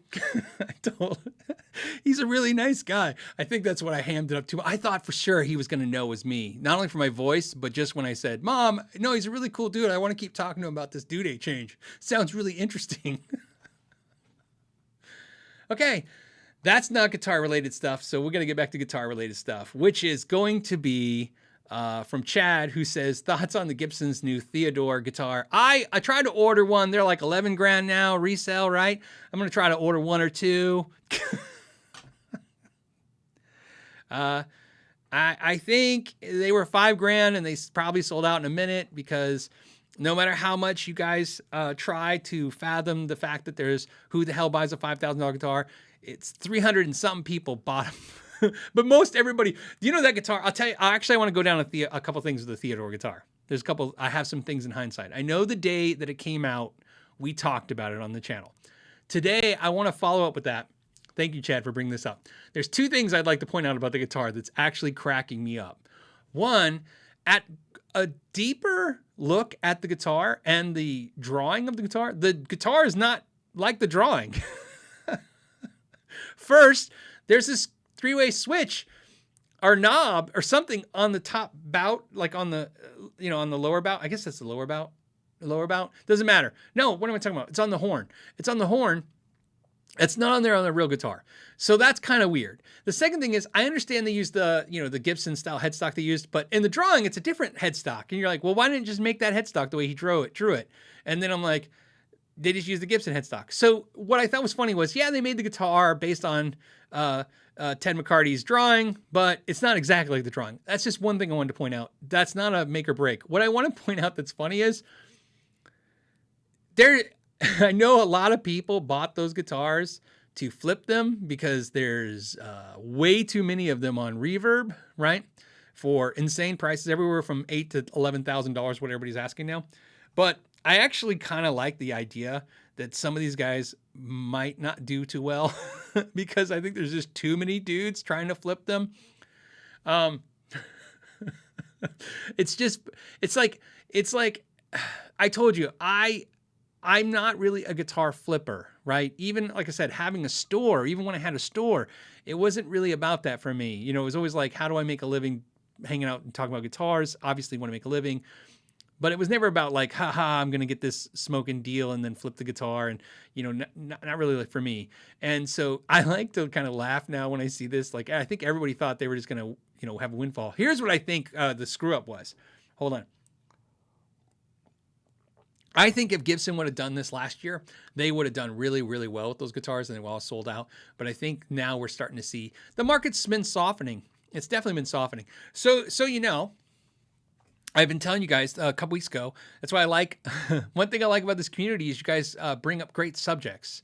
I feel like I can never answer questions as well as you guys can create great questions. And I feel like that I'm riding on your guys' coattails of your great comments and questions are what's really fueling this show. So like I'm not just trying to be humble. I'm really serious. Like I sometimes I go, man, that whole, like I look at some one of the podcasts and how well it's doing, and I'll look and I go, that's just because the question's so good. No one really probably cares what I thought about it. It's just the question itself was brought up. But one of the couple of weeks ago, we talked about the fact that as the inflation of the guitar prices are crazy on the new guitars, the used guitars have been coming down. And a couple of you guys reacted with, I don't think you're right. Well, proof and pudding, every time I say something, like I said, I don't say anything unless I execute on it or have executed on it or do it. My newest acquisition, my first guitar this year, 3 months in, is this PRS Hollow Body 2 single cut, which they don't make anymore. Beautiful guitar. Look at it. It's just beautiful. I don't know. Like, look at it. It's just great. And that guitar, I couldn't even find the guitar. The whole time during COVID, I was looking for a single cut Hollow Body 2 from PRS. That's the guitar I've been wanting for years and years and years, but they stopped making it. Not only could you not find one, everybody wanted more than they were going for new. Somebody listed this last week. So not this week, but the prior week, somebody listed it for a great price, but put offer button on it as well. So I sent it to my friend saying, you think I should put an offer on this? And he's like, absolutely. Sent an offer on it. And they accepted the offer. Actually, in all fairness, they met me in the offer, but I think they were added $100 to the offer. It was close. It was pretty much my offer. So the point of the story is that guitar, for a fact, you couldn't find a year and a half ago. And if you could, you would have paid double, not exaggeration, what I just paid for it. That's definitely the market adjusting, because the fact that I could even find one and there's 3 for sale and I was able to get them to budge on the pricing tells you that exactly what we thought, which is the market's been softening. And you can see it.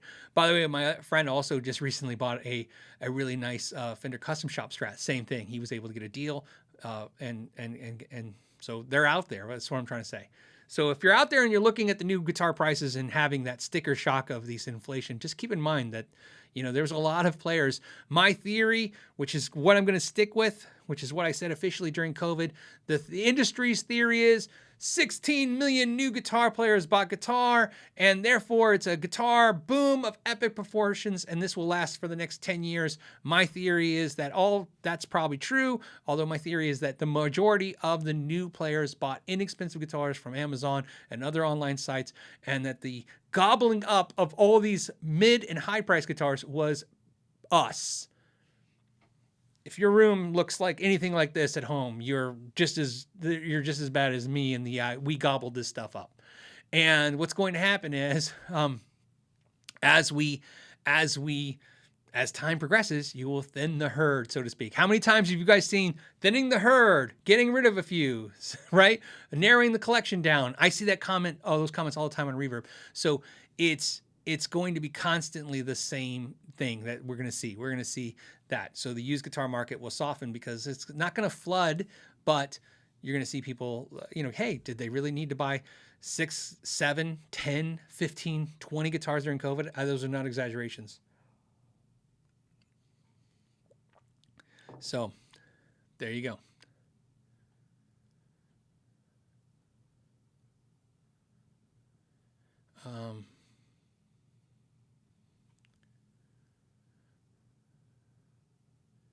Favorite Guitar says, how do I get my guitars to you for setups? You can't. I haven't done a setup. Well, I mean, I've done a few, so I don't want to say I'm not doing any, but it's really tricky because I have stopped doing repairs as of like the middle to the beginning of last year, 2021, to devote any time to pickups, which is why, in fact, it's easy to figure out when I stopped doing repairs is when in the videos, you don't see videos of the shop anymore.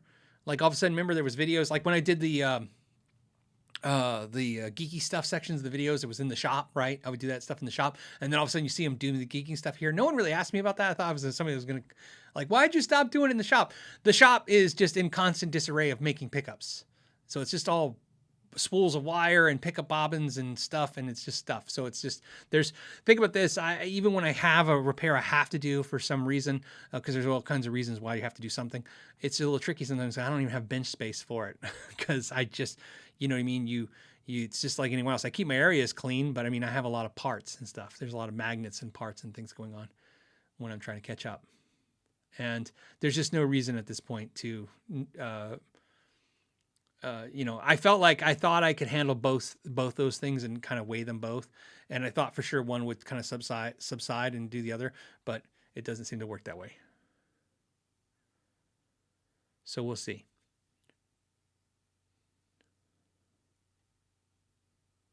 Michael says, I'm going to a couple things for me now. These are questions I'm interested in. Michael says, hey, Phil, love what you do. Do you still review small home builders and repair businesses? So here's the trick with smaller builders. I've been putting some of them, I've been having a problem with smaller builders and smaller companies, which is, it's not a problem. I love doing them. That's the easy part. The problem is like, it's a process and it's very long. First of all, what I've learned is you have to kind of educate the smaller companies, the small builders. Like, I don't think they understand YouTube. Well, let's back up. They don't understand YouTube. You got to understand. Let's I want to take a smaller channel. I want to pick on a smaller channel, pick on a size of it, not a specific one. Let's say a channel has 5,000 subscribers. That seems to be a very effective number. Okay. And you'll see where I mean by this in a second. You can have a channel of 5,000 subscribers. You can make a video and you could take a small company and sell them out for a whole year. I mean, literally, they'll be working the next year off that video, off the orders they got off that one video. I have recently had this happen now at least 4 or 5 times in the last 12 months where I did a video and you guys, the viewership, ordered so much product from that company, literally capsized the company with orders that they can't even process. And so a reason I say that, it has nothing to do with the size of the channel. It has to do with the type of viewers on the channel. See what I'm saying? Like, I'm not Tyler Larson. I'm not Rick Beato. I'm not these guys getting these million views and stuff. I'm not getting these big views. You don't need big views. It's not me. It's you. You guys are into this, and when you see something new and exciting, you want to buy it. And so a lot of you react. It's called conversion rate. My conversion rate on my channel, like a lot of the gear channels, is higher than a normal YouTube channel. So the reason I tell you that is that I've already had this happen twice. Patrons see this stuff more than you guys see, but I'll share it with you. I'll make a video. I'll send it to the patrons. The patrons will sell out the company. So I have no reason to even post the video to you guys because there's no product. Because the patrons start emailing me going, hey, I saw it and there's none left. And then I'll call the company and they're like, yeah, we sold out. And I go, okay. And they go, well, in like a month and a half, we'll have more stock. And I'm like, well, why would we put a video out and you have no stock? So I had to put the videos on hold and wait. And so that's I'm still going to do that, smaller builders. But what I've learned with smaller builders, they have to be ready, which is a scary thing because remember, I'm not getting anything financially from that. But I'm also concerned that I don't want to put a small builder in. I don't want to make trouble for them. In other words, if I tell them like, oh, you're going to sell so much stuff as soon as this video goes out, and then they don't, I'll feel bad that they had to beef up that inventory, which is why I tease it to the patrons sometimes to test that waters to see if the patrons, I'll see from the conversion rates seem to be about the same between you and the patrons. So in other words, if I see 50 views from the patrons and I see this many sales, comparatively speaking, I'll know if I get 5,000 views, that will be the number, and it will go so on and so on. So the reason I say that is that's why I'm still actively seeking out those small builders. Trust me, I don't want to always put the attention on the big companies and the companies that are pushing all the marketing dollars. It's not really a desire, but it's in today's market. It also doesn't make sense to make a whole lot of videos of things that you guys can't get. And then all you do is create a sub-market of resale on Reverb where everybody's jacking up the prices, which sucks. That's not something I ever wanted to do and never want to do. I don't want to be the reason why everybody's like, not only sold out, Phil, but everybody's asking double the used price on Reverb. I'm like, that just sucks ass. So it's a little bit of that, but So there you go. There, that's the answer to that. But yes, if you're a small company, I'd love to work with you. Trust me. You're my preferential. First, it's more exciting for me. It's a lot easier for me to do a video of a thing that I'm interested in than a thing I think, oh, everybody will watch this if I do it. That's great because that makes you like you'll get numbers or something. But real deep down, it's more interesting to check out this guitar. I've said this before. One of my favorite videos I did in the last 12 months was the 304 guitar, the stainless steel fretboard guitar. Why? So cool. Why? Because I never tried it before. That's that's the first time I've ever tried that guitar, and it'll probably be the last time I'll ever play a guitar like that again, besides theirs. I mean, I can't imagine a lot of companies like, we should also machine fretboards out of stainless steel with frets. Like, that's a really crazy thing. And like I said, if it wasn't for having a YouTube channel, there's probably no way I would be able to experience that guitar without having to put out $3-4 grand for it. So it was a really nice guitar. That was definitely a guitar, like one of those guitars when you send them back, because they sent two, and you put them back in the box and you send them back and you're just like, I need to buy this. I think I do. It's still on my radar. Don't be surprised one day if I don't end up with one. I really thought it was cool. So, hold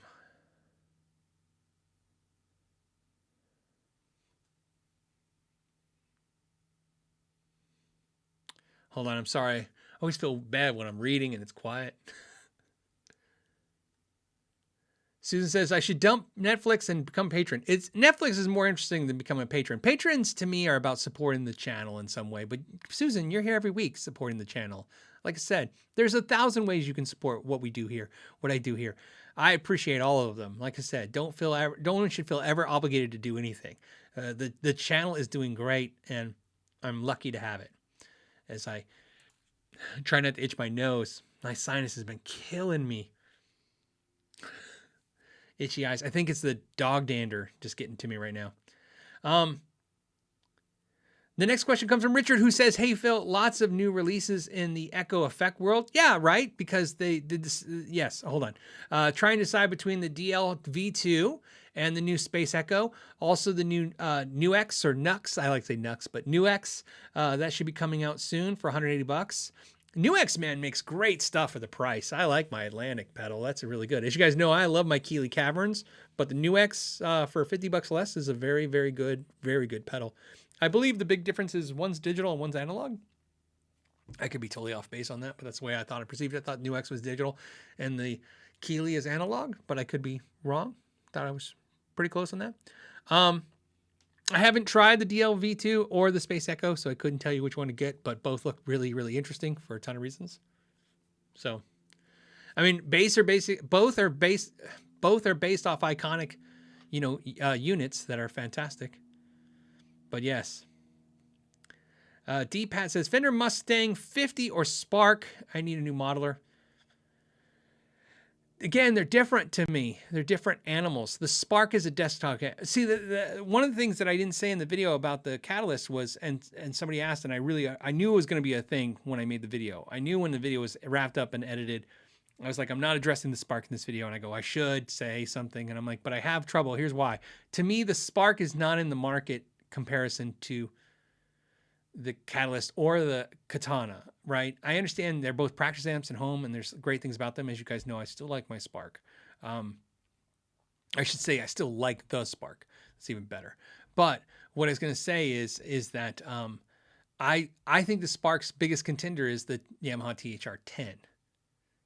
So I think if you're thinking about a Mustang 50 or Spark, I don't know where I would go with that. But if you're thinking about a Spark or a THR-10, that's something I could probably help with because I'm really interested in myself. Thank you, Meester, for the super sticker. I appreciate that. PW says, have a pint on me. I will. I'm going to get new pint glasses. I'm very excited about that. My wife was showing me. You mentioned Framus. They're used 69 semi-hollow with trim. Framus on CL Craigslist in my town. And any experience with vintage Framus, first or second hand? I'm tempted. Yeah, they're different. So the old Framus stuff is different than new Framus. You gotta understand, like Framus in the 60s and 70s basically was doing recreations of stuff in Europe. You know what I mean? That's all Framus was kind of like, Framus was like, was like a Hagstrom, right? They were basically in Europe copying a lot of USA type guitars that were too expensive to get into Europe. So to make them more affordable, plus doing them a little kind of strange, variations on that. They're cool. I was gonna say good, but they're cool. They're cool, but they're different. The new Framus, you gotta understand. So Framus, the current Framus is the son of the old Framus. Best way to put that, right? So the person who owned Framus back in the day, his son owns Warwick basses, right? We're familiar with the Warwick basses. And he decided to bring the brand back as an homage to his father. And of course, what he did was he took all his years of experience building Warwicks and his factory and said, okay, I make Framus. And although they'll try to make some of the new Framuses look like some of the old Framuses, they are just a different instrument. So they are just different, if that makes any sense. One is a vintage vibey, kind of silver tone, kind of out there kind of thing. And the new ones are like these highly toned machines, it's precise engineering. I mean, the way they make them is very precise. So to me, it's like comparing a Silvertone to a PRS now. So imagine a world where PRS used to make guitars like Silvertone, and now they make the Paul Reed Smiths. It's not that either one is bad or good. They're just so different. They're not the same. Jim says, considering an acoustic, think about the singer's voice. Oh, okay, so he's just giving information. So think about your singing voice. If an acoustic overpowers it, then there will be a fight for sonic space. I wanted a Taylor, but it's high tenor. I fought with them. Yeah, of course, that's why I said, that's why you kind of need to play an acoustic. I mean, it sucks. It's a hard thing. The only exception would be beginner acoustics. You know what I mean? That's why, like a lot of times if I do videos of acoustics, they'll be in the lower price range because again, beginner acoustics is very easy. It's just about which one's quality, which one does what you need it to do. And then from there, you kind of learn what you need an acoustic to be, hopefully. MP Kramer says, it's funny, MP Kramer, interesting. MP Kramer wants to know if I ever figured out where the guitar came from. I'm assuming the Kramer guitar. Thank you for all you do. Happy weekend. I did not, but I'm kind of curious now that somebody's named MP Kramer and a Kramer showed up. That is interesting. So, interesting to say the least. You're like, did you ever figure out who sent you the guitar? Sent from I Sent Guitars. I'm not saying it's for sure, but I'm saying I'm not a detective, but I kind of thinking something now. Modern Vintage says, do you have any info on why PRS stopped making all their amps and cabs in the US? Sure, of course. Do you know why do they say who makes their amps, cabs like they... Wait, do you know... Do they say who makes their amps, camps like Cort guitars? Does the Core or S2 team make Silver Skies? Okay. These are great questions. Modern Vintage, let me go through the answers that I can tell you. First, I'm going to out of order just because it's easy. Does the Core and S2 teams make the Silver Skies? Yes. It's all pretty much the same. Private Stock's its own little area. So like Nathan, obviously, when he used to work there, would tell you like he would buff Silver Skies, he would buff S2s, but he actually he wouldn't do the cores so much. So cores would be different. But S2s, single cuts, Silver Skies, he would do all those. So there is some overlapping, and then there's some areas where they're not. A lot of the S2s, a lot of the Silver Skies are made with the same people who make the S2s, probably because they're like, in other words, they like in their features and their sets and their carves. But it's all done in the same factory.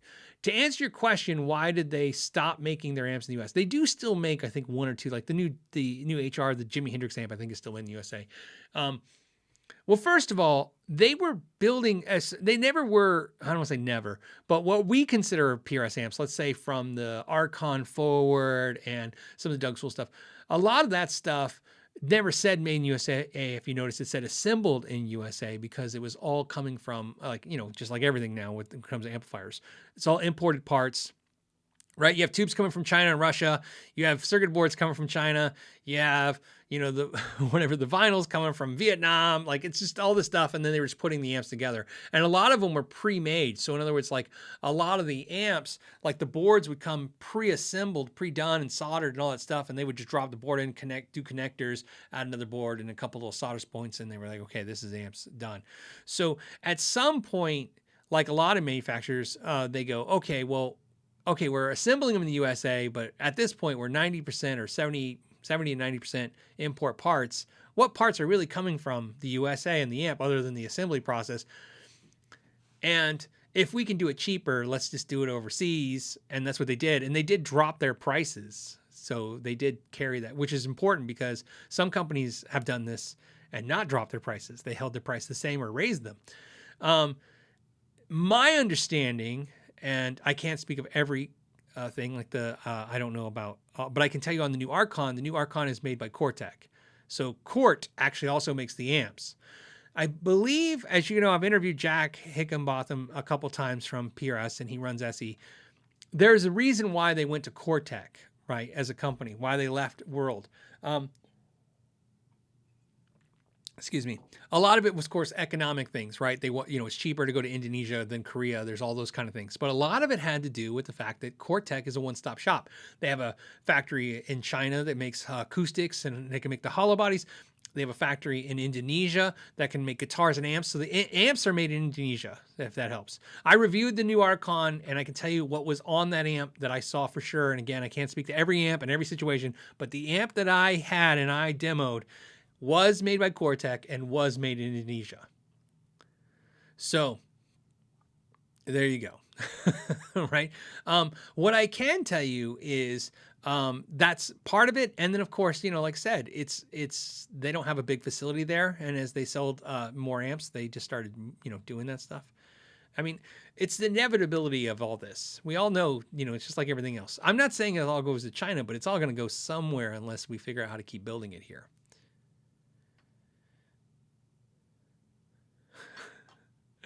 I don't know how to say it. Guitar Nut says, should we all just buy Cort guitars and take out the middleman? Well, if you want to keep your money, you can. Absolutely. I've reviewed Cort guitars on this channel as well. Like I said, my whole point is just to give you, again, information. I'm going to make videos about everything.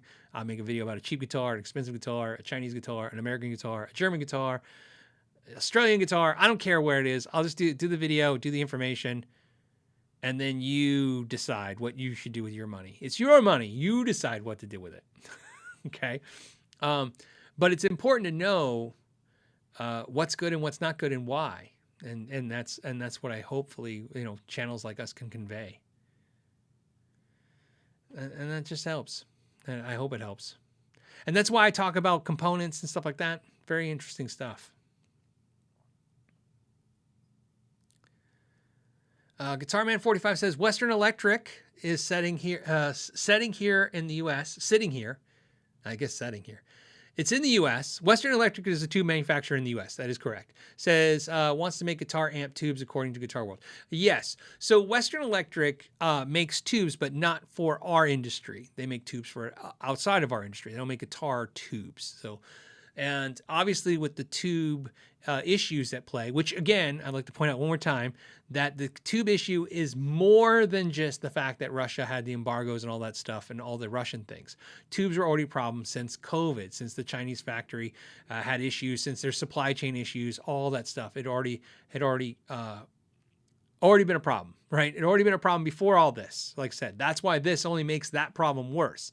It's kind of like I said, it's not fear of like, oh, you better get your tubes before it's too late. It's not that. It's just, like I said in that day when we talked about it, prices will go up, and they are going to go up. I still think you can find tubes for the most part, even when people say they can't. I'm like, no, I can find tubes right now. Just you're going to pay a little bit more for them for sure. But the point is, Western Electric is talking about manufacturing tubes here in the U.S., and they have asked out. I thought they reached out and asked people to like email them and say what tubes you'd like to see and why. What I got from Western Electric, and again, this is just something I gleaned from the information that I'd seen, is this is kind of like Western Electric. What they're doing is kind of like how the oil companies in the U.S. are doing. It's like, okay, well, gas prices are high, so we'll drill here. But before we drill, we got to find out how permanent the high prices are. And I think Western Electric is in that same boat. Like, we'll make tubes here for you guys, but we got to make sure the prices stay. They didn't say this, but that's what I got, was like they need the prices to stay high. Remember, because they can't go, okay, we're going to make guitar tubes and then we're going to try to figure out how to make them as cheap as Russia and China did. That's not going to be very practical for them. So we got to make sure that not only they make the ones we want to buy, but also that we'll pay the price for them, which is very important because let's face it, there's a lot of tubes out there used that you can still get. So we could go decades and still have amps and tubes. Start cannibalizing cheap tube amps that we're not using. I mean, there's all kinds of things that can happen. I'm not sure, I'm sure.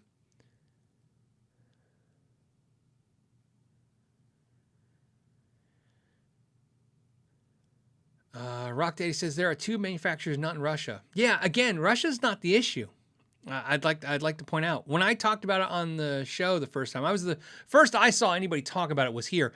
I had been under a, not an NDA, I don't want to say that, but I was under a like a gentleman's agreement not to talk about the fact that I told you guys during COVID I was dealing with companies just like I do now every week, but it was always like, okay, we want to talk about this product, but we can't get this product, or here's our issue. This is what's going on.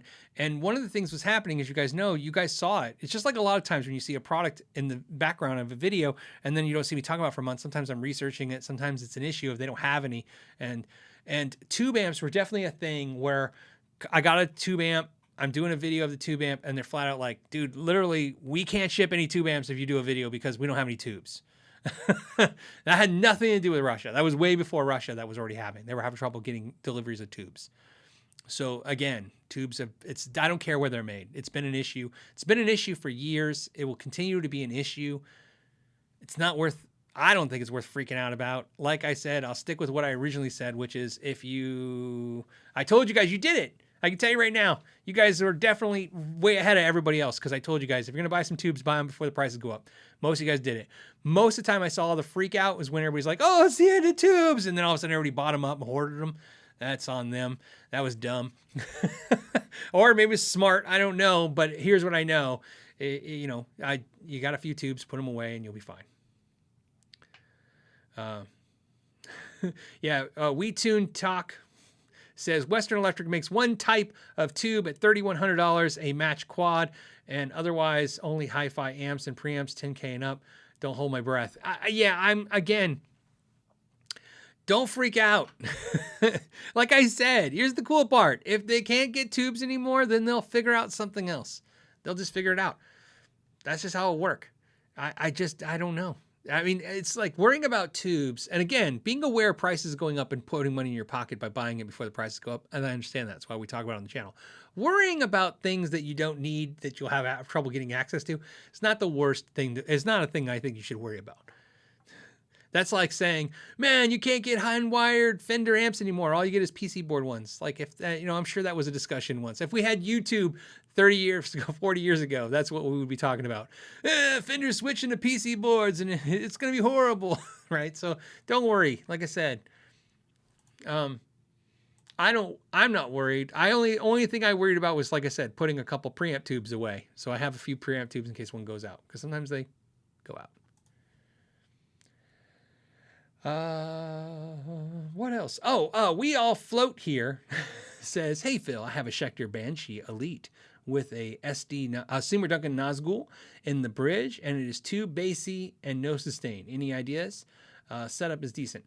That's a pretty heavy pickup, like heavy, like it punts out. It's a very high output pickup. Nazgul's like a thing, like a killer pickup. I don't know. I would probably go with something a little bit different. It's funny because I think of the Nazguls of, again, being more top end and less bassy, but it could be more mid scooped, and that could be in the tone you're using. It could be that's what's illustrating the bass. No sustain. I feel like high output pickups never seem to have the sustain that I want either. So I would go with something a lower output. If you got a Seymour Duncan in there, put a PA, the 59, something like that, or the Seth Lover. I love those pickups. Pedal LY says, for the pedal jar, I'm going to have to start a pedal jar. And he says, Pedal LY says, capsize their site with orders. And then he said, cry. He's got a crying emoji. I think it means he's laughing. He's laughing, so he's crying. In Theory app says, if I'm going all in, what type of measurement tools, brands, and those tools should I have for pickup winding? Well, I like Mojo Tone for a lot of pickup winding tools. They make some great stuff. That's kind of I like their winder. I like it more than the Shatton winder, which is a really good winder. Don't get me wrong. I just like their winder a lot. I have two of them. They work great. It's what I'm comfortable using, and I like it better than the other ones I've had in the past. So that's it. You really don't need a whole lot of tools. There's not a whole lot of tools. I've bought a lot of the gimmicky tools over the years, like, oh, this will help. No. Right? Just, you need a winder, wire cutters, soldering iron. I like Weller. Try Weller, man. I can't swear enough by Weller. You can get parts for them if they break. Multimeter. I don't even know if I could tell you the brand of my multimeter. The one I have is small. That's why I liked it. I bought it because it's small and I didn't need it to do a whole lot. I needed to do just volts and ohms and that's it. And just so it's a very inexpensive one. Probably mine was like $20. And other than that, I don't think you need anything else. I'm trying to think like anything else. I can literally make pickups with just those items I just said. I don't think I'm using anything else. Soldering iron, multimeter, the winder. Yeah, that's it. I mean, there's a couple things for my pickups that I use, like a file and stuff like that, and drills and stuff, but you wouldn't need it for regular pickups. Greg says, what is your favorite animal? What is your favorite animal that should also be the name of a guitar or an amp? I have no idea. That's a weird question. My favorite animal that also should be an amp. Is there an amp? Well, Bad Cat makes it. There's Cat. That's an amp. I don't think I own an amp that's named after an animal besides Bad Cat. So my favorite animal is a cat and the Bad Cat amp. And it's not a cop-out. That's actually true. It just dawned on me.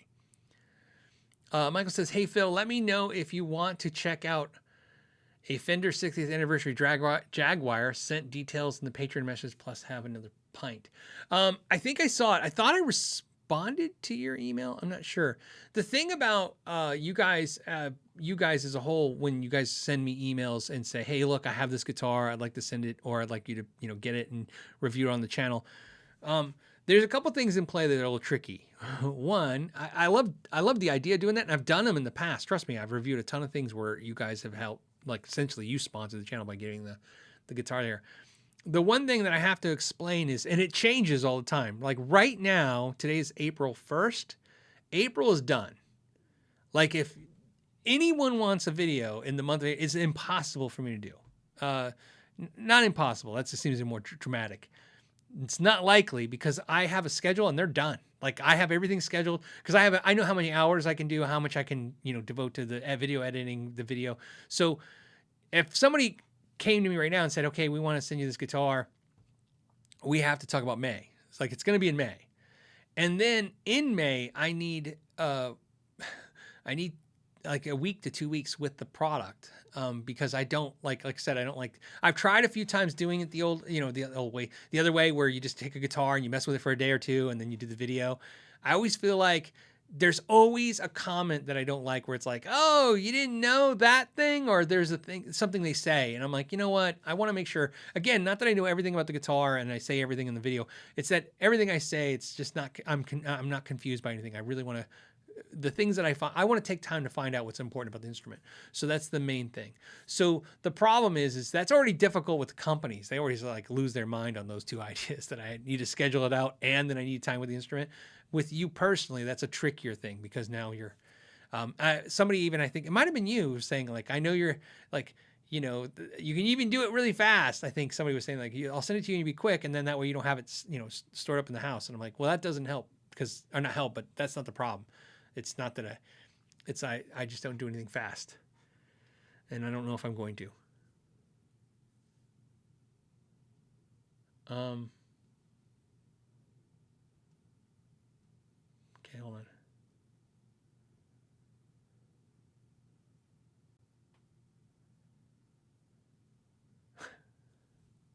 Hold on.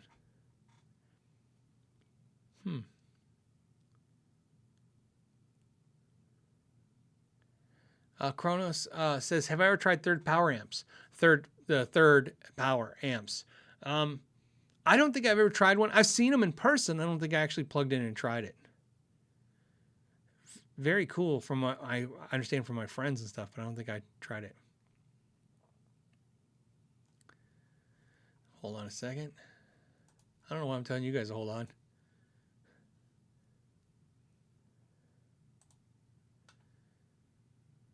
Okay. Ben says, I play Positive Grid iOS X-Tone into a THR10 Spark excessive low end problem solved. Oh, interesting. So the Positive Grid, well, that would make sense. I think the THR10 doesn't have a lot of low end, so I would imagine if whatever you plug into it, it's not gonna translate that low end because it doesn't have a ton of it. But that's an interesting thing I didn't think about. Modern Vintage has a follow-up question, I think. It says, since the S2 production team is making the Silver Skies, not the Core, custom, does that likely mean newer, less experienced luthiers and employees? No, that's not how it works there, man. First of all, you got to understand, the Silver Sky is on the same tier as S2. It's considered a bolt-on. So the Silver Sky is not a Core guitar, not by Paul Reed Smith's definition, the company. The way that they would explain their product lines, it would be private stock is the premium, right? So that's like Gibson Custom Shop and Fender Custom Shop. So it's private stock. Then under private stock would be Core. Then under Core would be probably equal, but either way, it's going to be bolt-ons and S2s, right? And maybe bolt-ons are below S2s. The bolt-ons would be right now like the Mark Lettieri, the Silver Sky, and the CE24s. Those are the bolt-on models, right? Then under bolt-on models would be the SE series. That's the standard, not standard, but SE series, and then and then underneath that would be SE standard, where it's like just a cut down version of that. That would be their tier structure of how they look at it. So the Silver Sky is not considered a Core. So that's one. Two, the experience of the Cores versus the S2s isn't so much a level of like competency. It's like they don't go, okay, a luthier works on the Core, and then some employee that isn't a luthier works on the SE or the S2, or sorry, the STs, because remember they do the setups on the SEs too. The S2s, it's more of the sanding buffing teams are different because it takes more time to sand and buff the cores, right? So it's about assigning the right skill sets. So for instance, Nathan's not here, and I hate to speak for him, and he could always clarify this later, but Nathan worked really fast. He was very efficient, right? Remember, Nathan now works at the Fender Custom Shop for the Jackson guys, but Nathan has always been a very fast, diligent worker. So he could pump out a lot of guitars. So they had him do a lot of S2s and Silver Skies, not because he wasn't capable of doing cores, but if you have somebody who's really good at getting this done and he can pump out 20 guitars in a day or whatever the number that they had him doing, you want him doing that. And the other person who's not as fast, but maybe that means they're diligent, like kind of like the nuts and bolts. So, and that's even not really accurate. They could be actually putting the less skilled person on the more detailed guitars because they can go slower because you can take more time with the guitar, right? So there's a thing. Remember, when it comes to sanding and buffing, especially towards the end of a guitar, man, you can especially when you're talking about these paper thin nitrocellulose lacquer finishes and these volute carves that PRS does and stuff on the ends, they can really mess those up really easy. And then you have a guitar right at the end of the assembly it's dead. So that's the thing. And also, not talking about PRS, just talking in general about factories. First of all, the term luthier is not a term I would use with almost any factories as a whole. Most factories are labor that is mostly skilled in the fact that they came to the factory with no skill and then were trained at the factory. Almost all factories, especially PRS, works this way. Everyone, including, think of this, the COO of Paul Reed Smith Guitars, Jack Higginbotham, started as a buffer sander. That's where they pretty much all start out. You'll see even private stock. Well, I don't know if the private stock, but you get the idea. You get all the employees started out at the beginning and they work their way up. So a lot of this industry is you come in with little to no experience and you work their way up. And you can, I've had a lot of friends besides Nathan that work at these factories, and they'll tell you that you can literally, you'd be shocked, but you can start in the high-end guitars. You're like, last week I was landscaper, and this week I'm now working on a high-end guitar. I mean, these manufacturers have perfected kind of like, and I don't want to take anything away from them. I always feel like it's made them in a compliment, so take it that way. they're kind of like McDonald's. A lot of them have learned how to be so efficient in their process that they could take somebody and put them in a place and go, okay, do this. There's a famous thing. It's famous. I just said a stupid thing out loud. I'm sorry. I was going to say, I said a famous thing. I was really going to say this. It's not that I said a famous thing. I did say something though, when talking to a big manufacturer that does expensive guitars. We were talking casually, just casually. And I say the reason I said it was famous is because they quote me all the time saying this. They said, oh, they were at the NAMM show, and while they're there, they did a tour of Fender. This is a couple years ago. And they said, well, we did a tour of the Fender factory. We're just standing there, having a meal. And I said, oh, yeah, I've been there many times. It's nice. And they said, we don't understand it. I said, you don't understand it? And they go, no, it's very confusing for us. They go, their whole process was so strange. And I said, oh, and we're just, eating meal.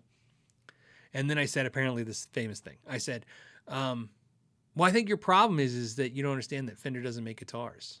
And they all stop, like all of them mid bite. What? Right? And I go, yeah, like you guys, I'm just keeping this out of this because I never asked him if it was okay to talk about this. I said, you guys make guitars, right? You make, nice guitars, beautiful guitars, works of art. You went to Fender and you're confused because Fender's making parts. They make necks and bodies and bridges and right. They're making parts and they're assembling guitars.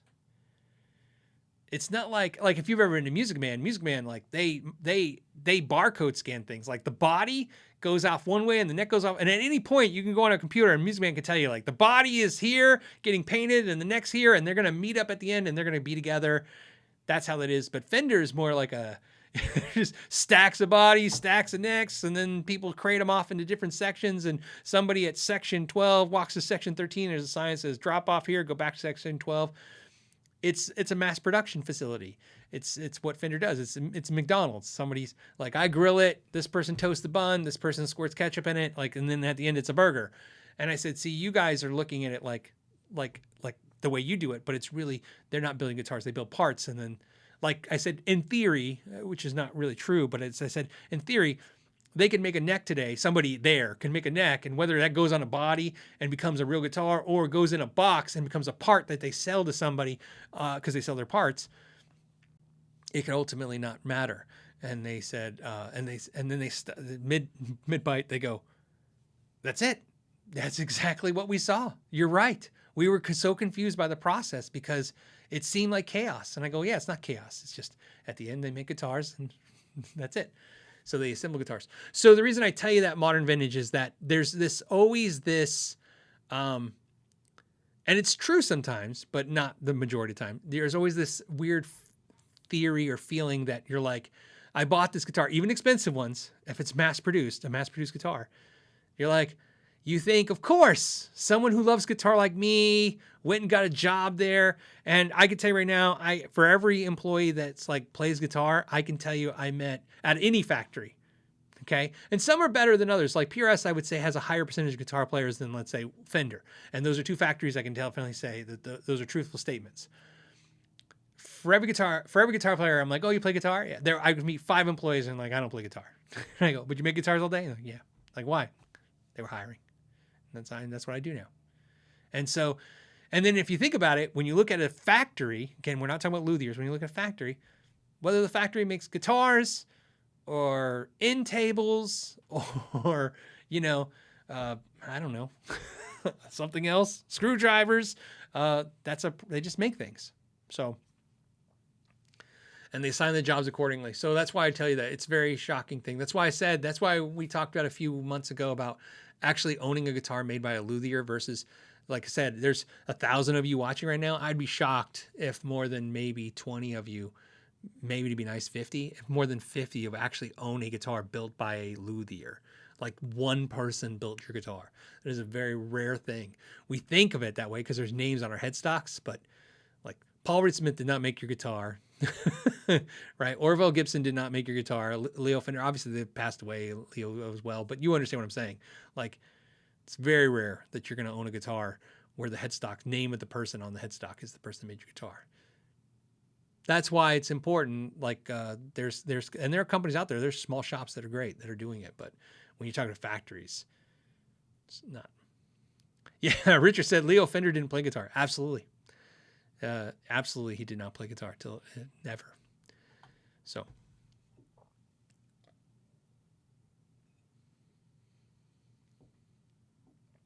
Carl, oh, sorry, which one? Oh, you know what? Where's it at? I want to do one. It's time to go, but there's one I want to grab besides. Hold on. I thought I saw a cool question, and now I can't find it. as that happens.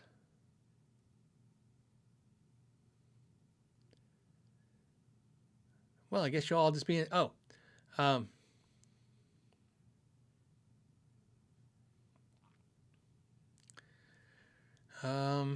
right, we'll go to the other one since I can't find it. The other one is Meester. He says, Evertune? Question mark. In other words, yes, Meester. We'll have an Evertune on the channel. That video, I don't know. Like I said, I've given up on telling people when videos are going to happen. Trust me, I make videos as much as I can, when I can, as often as I can. But you know, stuff happens. It's just, I feel like as soon as I talk about something, it gets plagued. Like all of a sudden I can't do it, or something, you know, puts it out of the way. Sometimes like I go to finish editing a video and it's going to be done, and then something happens. So I don't want to promise. All right. Yeah, Scott says, I never knew that about Leo Fender, that he didn't play guitar. Yeah, it's funny. I always tell people, I remind people, remember Leo Fender, when he did the Fender Rhodes. So basically the first electric keyboard, basically.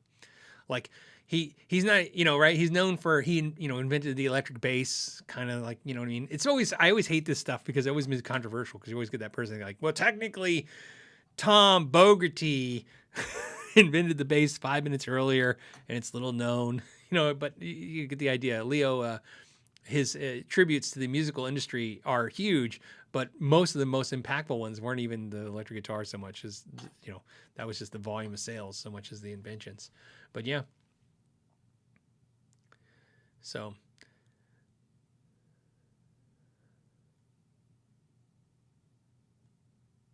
Hold on, let's see. Hold on a second.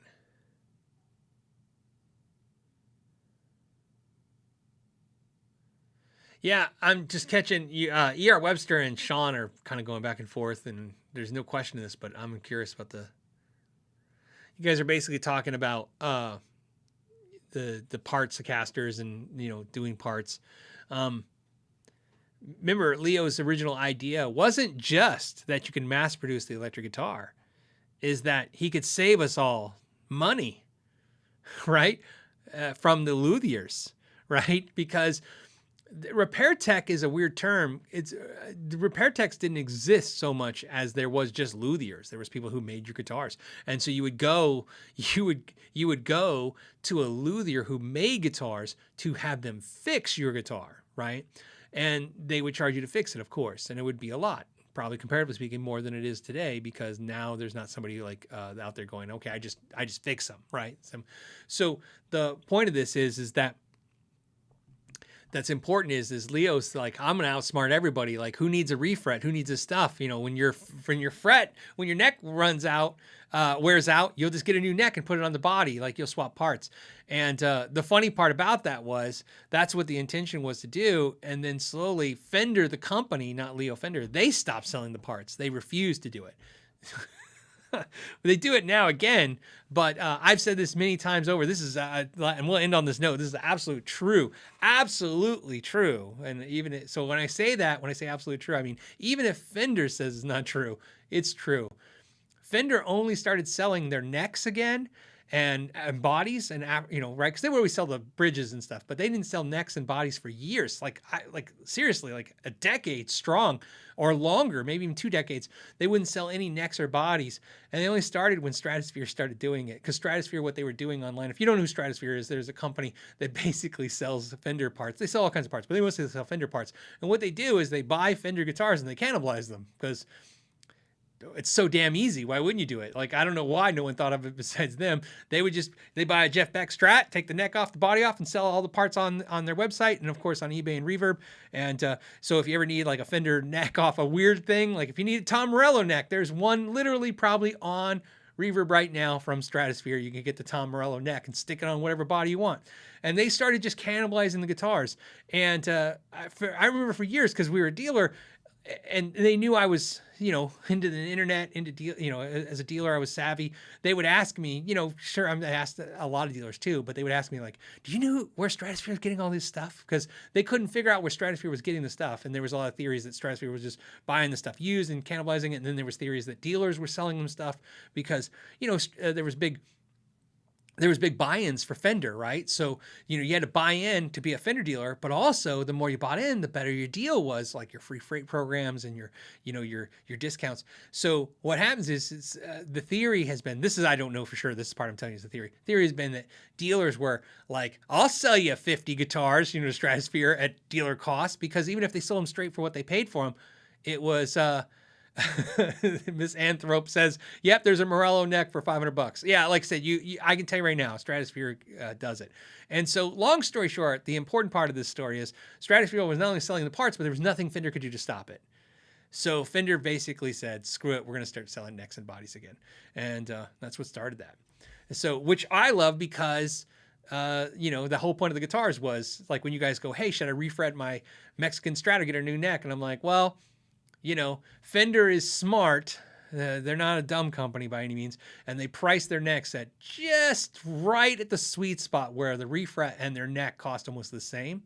But in most cases, I just get the new neck. So Sean Brooks says, Fender doesn't like Stratosphere. That is absolutely true. I can tell you right now, they're not friends.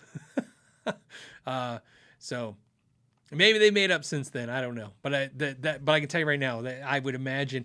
Then again, maybe they got smart recently. It would be great if they finally smartened up and just said, screw it, and start selling straight to Stratosphere, right? Who knows? But I know for years, again, I haven't been a dealer since 2017. So, okay, information gets dated and old. But I know in my dealer agreement, for sure with Fender, it's stated that I was not to disassemble and sell guitars as parts. That's in your dealer agreement. So they would have to revise that agreement to work with Stratosphere for sure, right? Because they flat out said, don't do it. So.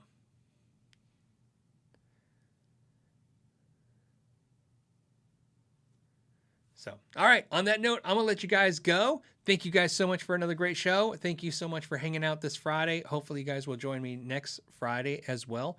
And what else? That's it. And the rest of I hope you have a great rest of the April Fool's Day. If you guys want to, if you're bored, I saw on Guitar World's website, they highlighted where all the good April Fool's jokes were. A lot of companies did really funny ones. Strandberg did a funny one about a styrofoam guitar. Marshall one was my favorite because it was like funny. So if you go to Guitar World, I don't work with them, but I'm just telling you, go there and check them out and get some good laughs. There was a nice way, so you don't have to like just search the internet for all the April Fool jokes that they put out. You can just go right to their website. All right, guys, as always, thank you so much for your time. Till next Friday, or until the next videos come out, you can always watch those too. Thank you for your time, and know your gear.